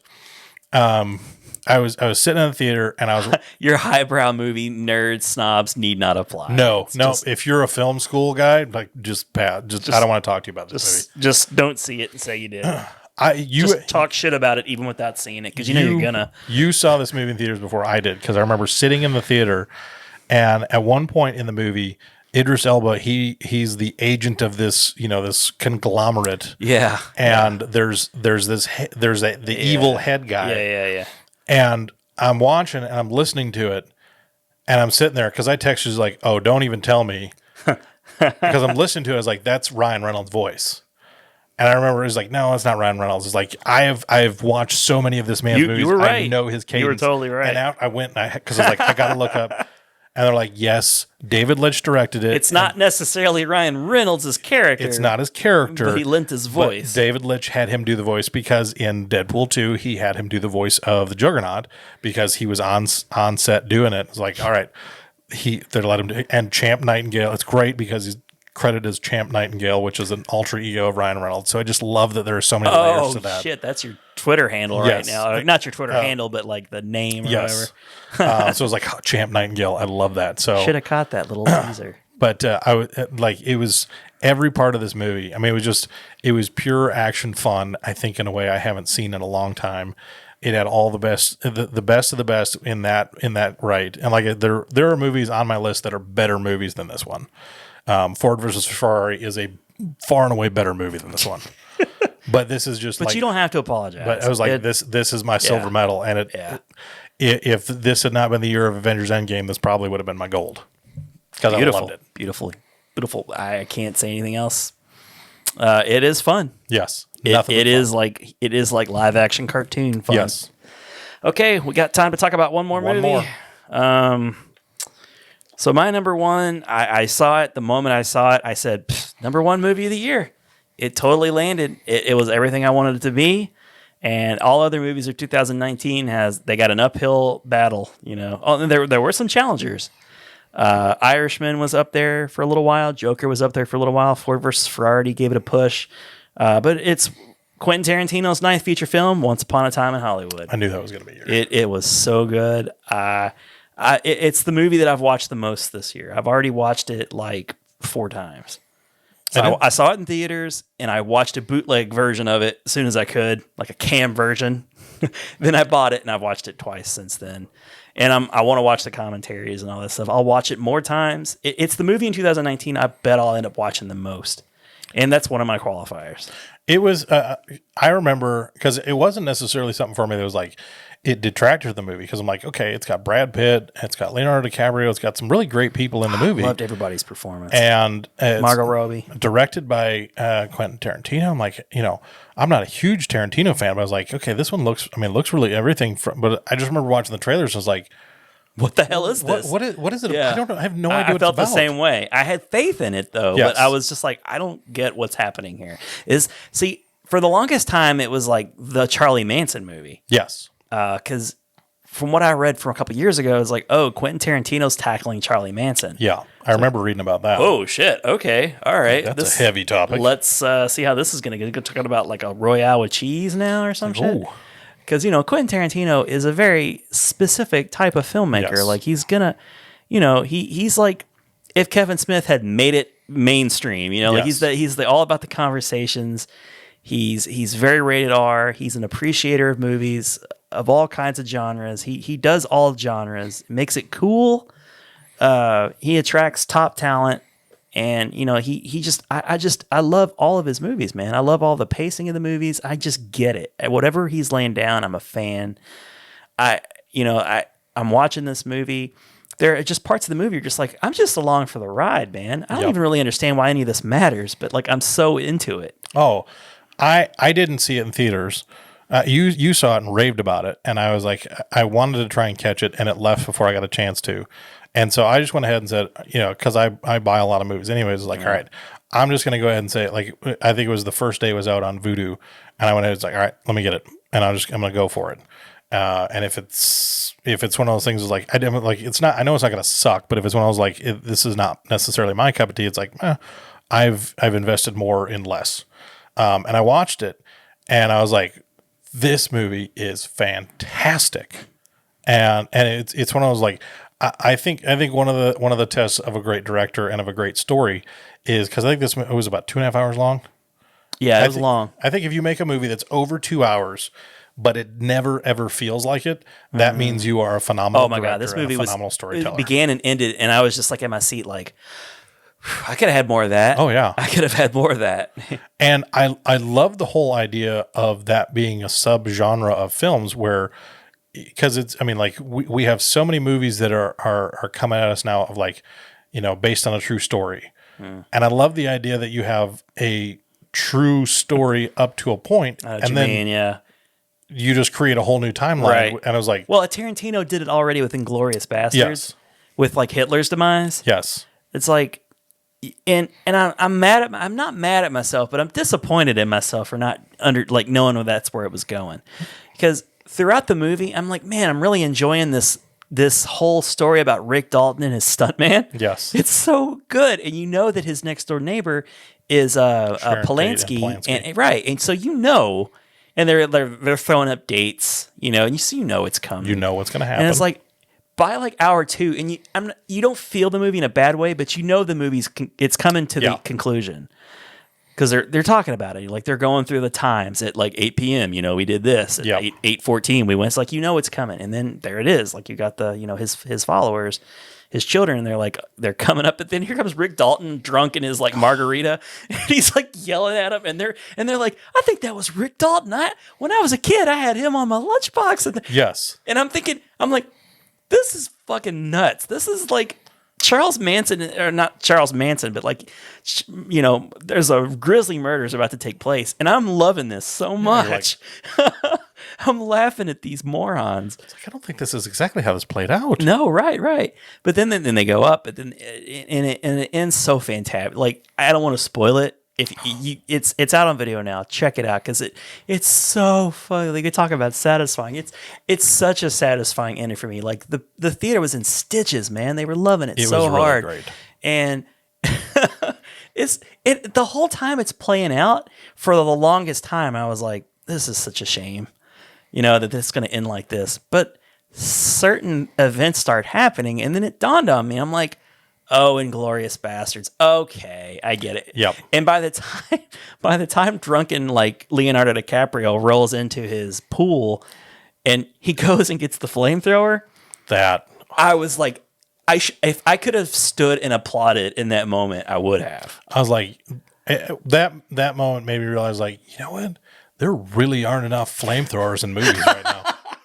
It's like I could watch this all day long. It's from like the so I guess it spans like the 60s and 70s mainly, and again we're getting some really good movies in that time period that aren't about the space race, or just Woodstock or hippies in general. Like I loved watching all of the old fashioned, like Rick Dalton's kind of at the end of his career, so like they're showing the supplemental scenes and stuff for Once Upon a Time is great. They show commercials for like Apple cigarettes, like a brand that they made up. They show like the entire sequence for like, Bounty Law, like they showed like a whole recorded sequence. Like you see a bit of it in the movie, but they show like all of it in the supplemental material. I'm like, I want to watch all of this. I love this world and this universe that they're building. And I'm just interested in it. I love the whole part with the whole scene with Timothy Oliphant. And you got like the scene where like Leonardo DiCaprio's crying, the little girl says something to him. I could never even understand what he was saying. Because she's like, "That's the best acting I've ever seen," and he cries, and I'm like, "What the fuck is he even saying there?" But he says Rick fucking Dalton, and you get it after you see the movie. Like as soon as he said it in the movie, I was like, "Oh, I get it." But that whole like 30, 40, like I don't know, went on like 20 minutes or something, and that's playing along like. That scene's happening where he's like, he's in his trailer, he's getting makeup. The director comes up, he's like, "I want to dress you like this hippie cowboy, man." And he's like reluctantly going along. He's stumbling his lines. He's like beating himself up back in the trailer because he's like, "Well, I love margarita. Whiskey sours. I don't even like whiskey sours. God damn it." He's like, "I love it so much." And he's like, "You're going to blow your brains out if you don't get this right." And he nails the scene. It's got like Timothy Oliphant. And it's like, oh God, it's so good. Everything about it really was executed perfectly. It was exactly what I wanted. And like the whole like, Sharon Tate, it was really just incidental like stuff, like there's like this whole Emil Hirsch. Like thing going on. Like none of it even matters. No. None of it matters. Like none of it. There's a sweet little scene where like she walks up to a movie theater that she's starring in and like they're like they don't really care, like they're in Hollywood. She's like, "Oh, I'm in this movie." And they're just like, "You are? Okay, well, let's take your picture, I guess." And I love that they actually left the scene the way that it was from that movie. Like Sharon Tate's actually in that movie, and she's sitting in the theater watching her scenes. And it's like they didn't put their shoes off, Like. And I was like, because it's when I was like, with today's technology, you could have put Margot Robbie in that movie with Dean Martin, and had those scenes play out. But they left it, and I was so glad because he's such a guy that appreciates film. He's very respectful, and it's like I love that little touch. Where it's like, all right, here's my Sharon Tate, and we're going to show her in a movie that she's in, but here's actual Sharon Tate. Yeah, I just enjoy the hell out of that movie so much. I love all the fake Italian movies they show. Oh yeah, when they got the movie posters, he does so much. There's so many details. I want to see all of the supplemental shit that didn't even get used. Oh, movie posters and everything. And I love Al Pacino's in this. Yes, as the agent Schwartz guy. Anyway, I love the one little throwaway scene with Brad Pitt and Bruce Lee. Yes, that was he's just with Kurt Russell and everything beating the crap. I was like, because he lets you get the best of him the one time, I guess, just to see what he's got, and he throws him into the car. It's so great because he's like, okay, Bruce Lee is obviously the star here. Yeah, we need because he's in Green Hornet. He's Kato in this, and he that that Brad Pitt's character has an appreciation for. This is the guy because because he's Rick Dalton's stunt double, so he knows the industry. In the business. He knows that this guy is the money behind this movie, and he has weaseled his way as an extra in this movie, and he's just backstage is like, you just let Bruce Lee just run his mouth because you just let him do that, right? But he couldn't. But no, he's like, I'm gonna throw him into a car. I'm gonna challenge you to a fight. Like, I'm gonna beat the shit out of Bruce Lee. Oh my God. And I was like, this is great. This is fantastic. Yeah, that was a funny little scene in the trailer too. Yeah. It's like, any man who kills another man in a fight, that you're gonna go to jail. It's called manslaughter. I love all the Brad Pitt's deliveries. And on the ranch, like that whole scene with Bruce Dern, who's in it. Like none of it played out like I expected it to. It was just great. And I love that juxtaposition too of like he was such good friends with Rick and they did everything together. Yeah. But their lives were so incredibly different. Like oh my Rick gosh. has this but it was never like a sore spot for him. He was just thankful. He was friends. He was thankful to have what he had. And on top of that, there's this like weird like did he or didn't he murder his wife? Yeah, like there's this whole like subplot like should I be concerned about this? Like is this a thing? And they're like, oh no, we just added that for the heck of it. It's like and they don't show it. They leave it hanging there. Like okay, all right, I'm scared, kind of. What? But I guess it's just to give him more color, just fill him out a little bit more. Yeah, he's unpredictable. And I think that's another one of those things where it's like when you like, there's so many movies we both love that like if you like, I could sit down and I could start poking things in Endgame. I was like, if you really sit down, you could do that. But the thing is, I think we would both agree that the sign of a really great movie is you just don't want to. You don't care. I know there are faults in this movie. I don't care because it's so good. It's I just love it that much. It's delivering. It's hitting everything, and I just love that. So I'm happy that it never wavered. I saw it. I guess it came out in the summer. Yeah. Which is an odd time period for like a movie like, because the summer, I wanted to look. Okay, so it feels like a lot of my movies came out towards the end of the year that made my list. Joker, Ford versus Ferrari, The Irishman, Knives Out, 1917, Star Wars. So like Longshot was a summer movie that kind of came and went. And so there are some summer movies. But my point is, summer always gets the headlines and the glory. Everybody looks forward to those movies. But like it's like the end of the year is like where the real good movies come out. There was a lot that came out in November and October that was really worthwhile.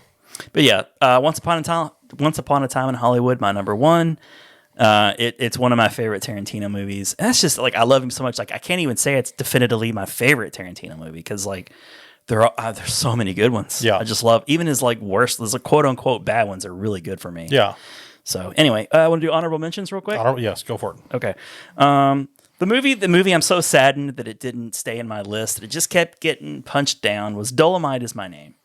I wanted so badly to put that in my top 10 because I thought it was a really good movie. And Eddie Murphy, I still need to watch it. It's really good. It's like a really, really fun movie. He has a lot of fun with it. It's a great like true story type movie, like biopic, whatever you want to call it. But it's the best work Eddie Murphy's done in a long, long time. And he's an actor that I always want to root for, but he just inevitably does a bunch of shit. He's making a comeback. And he kind of went into hiding for a while. Yeah. And then he had this.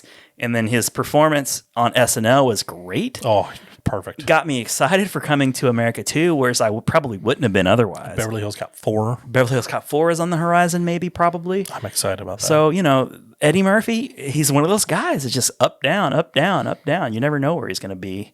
But I love Dolomite Is My Name. I highly recommend it. I'm saddened that it didn't make my 10. Like, Longshot nudged it out. I was just like, I could have flipped a coin, man. It Chapter 2. I have to throw some love to It Chapter 2. It just wasn't as strong as the first movie, but I mean, it couldn't compete. It's just like the book. It's pretty faithful to the book. Yeah. So it's not like they did a bad job with the movie, but in the end, I just it was an impossible. Like it was around my top 10. It just kept getting shoved out when I started seeing better movies from the later part of the year. And then I guess I'll restrict myself to one more. You go 4 because I came up with another one while you were talking. Oh, okay. So Toy Story 4. I want to give some love to Toy Story 4. They could have left it alone at Toy Story 3. Yep. It was a fitting ending in Toy Story 3, but there was too much melancholy at the end of Toy Story 3. I feel like Toy Story 4, like it was a good story. Yeah. And I much prefer the way things ended in Toy Story 4 than it did with Toy Story 3. Even though I was like a big fan of Toy Story 3, I loved it, but it was too melancholy for my Toy Story. And then I guess my final movie is I got to give some love to Zombieland 2. I had a lot of fun with Zombieland 2. The Bill Murray scene in that was just phenomenal. I hate Mondays.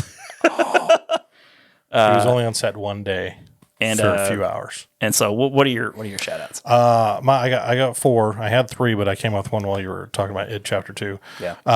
The Mustang. That one came out earlier in the year. Wasn't a big one, but it caught my eye. Guy's in prison, and his kind of in a strange relationship with his daughter. Just his character has a lot of violence kind of just built up in him. But he gets put into this program. Oddly enough, Bruce Dern runs. Bruce Dern showed up because Bruce Dern was in Once Upon a Time in Hollywood, wasn't he? Yeah, he was the blind. Yeah, Bruce he was the Dern, blind guy. Good year for Bruce Dern. Good year for Bruce Dern. You can never have enough Bruce Dern. No, he's great. But he gets put in this program where they break these Mustangs, these wild horses. And so it's this great allegory for his life, and it was a really good movie. I thought I'll have to look for that. I enjoyed it. Quite a bit. I'm always up for Bruce Dern. Yesterday, that one was kind of a surprise one for me. You sent me the code for that. I need to watch it. I'm not a big Beatles guy. And it reads, I mean, there's a lot of notes that read similar, like a standard romantic comedy, but I felt like it was a really, really, it was a sweet movie. And it was fun. It was a little bit different premise. There's this event that happens in the whole world. There's things that are just omitted from the world's memory, and one of them is the Beatles.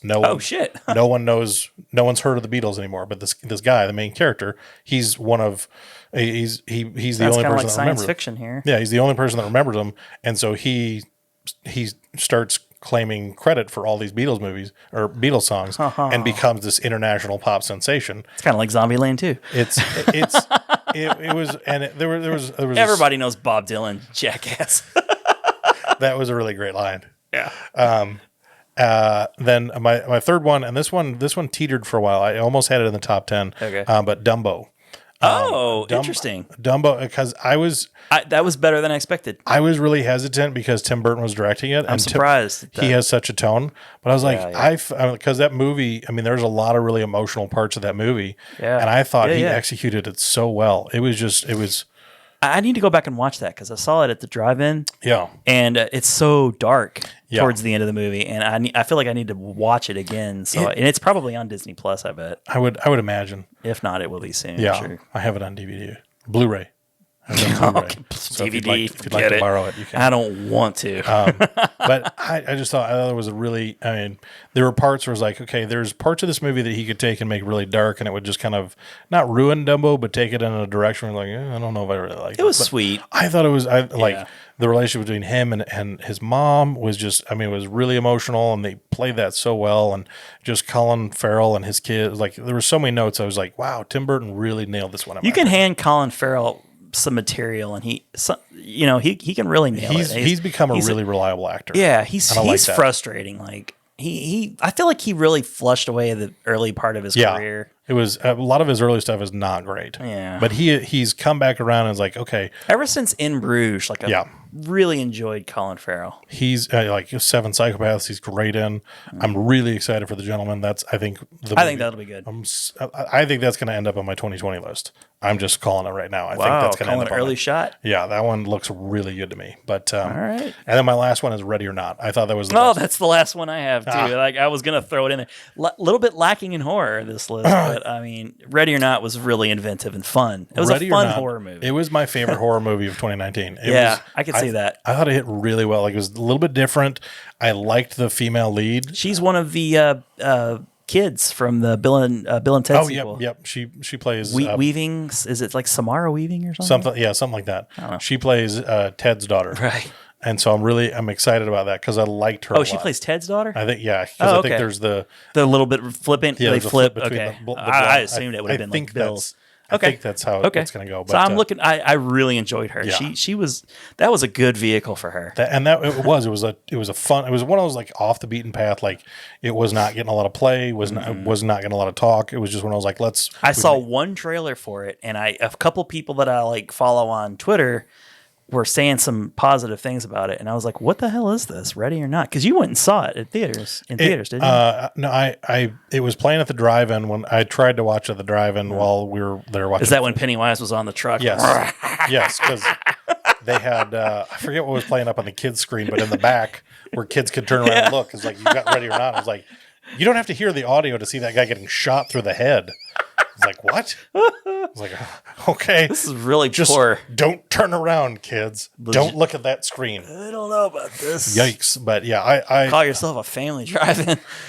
Yeah, and it was family night too. It was like, hey, bring all the kids out. We're going to show a couple of cartoons on the main screen. You're not going to not have Pennywise drive through. You got Pennywise driving through here, and then on the back you got Ready or Not. That's playing? why I'm convinced he showed up on the wrong night. I was like, what? And they were just like, you look so fantastic. Like, I was good out there. Must be next week. It's like, yeah, I'll just hop in this bus and scare the crap out of all these kids. Well, guys, you got 3 hours of 2019 goodness. That was a long one. But, yes, it's a top 10. It went by pretty fast. It's a top 10. Yeah, it deserves a bit lengthier podcast. So hope you guys enjoyed it. Yes. I hope you guys agree with our lists. If not, that's okay. Yes. But I feel like with our lists together, you got some pretty solid movies. It was a great movie, great year for movies. We had some overlap, but we also had some unique movies of our own. So glad we did. I am a little surprised that Once Upon a Time in Hollywood was nowhere on your list. Yeah. That was. But that's how strong of a year it was. There were so many really Yeah. great movies. It's like it would have been in the top 20, no problem. But it was like when you're whittling down to the 10, you're like, because even Knives Out, that was a hard one to admit. But it was like, well, we've got a future episode where we're going to be doing the best of the decade. Best of Can the you decade. imagine Oh my how gosh. friggin' hard that's going to be? that's going to be a nightmare. It's a good decade. Even thinking about like, okay, if you took your number one movie from all 10 years, Yeah, it doesn't work that way. it was like, oh, you can't just do that. It doesn't work that way. That's Doesn't so work that hard. way. All right. Well, thanks for watching. Thanks for listening. We've been the Cinemasters Universe. I've been your host on the left, Ron Avis. I've been your host of the North, Adam Peterson. We'll see you next time. Later.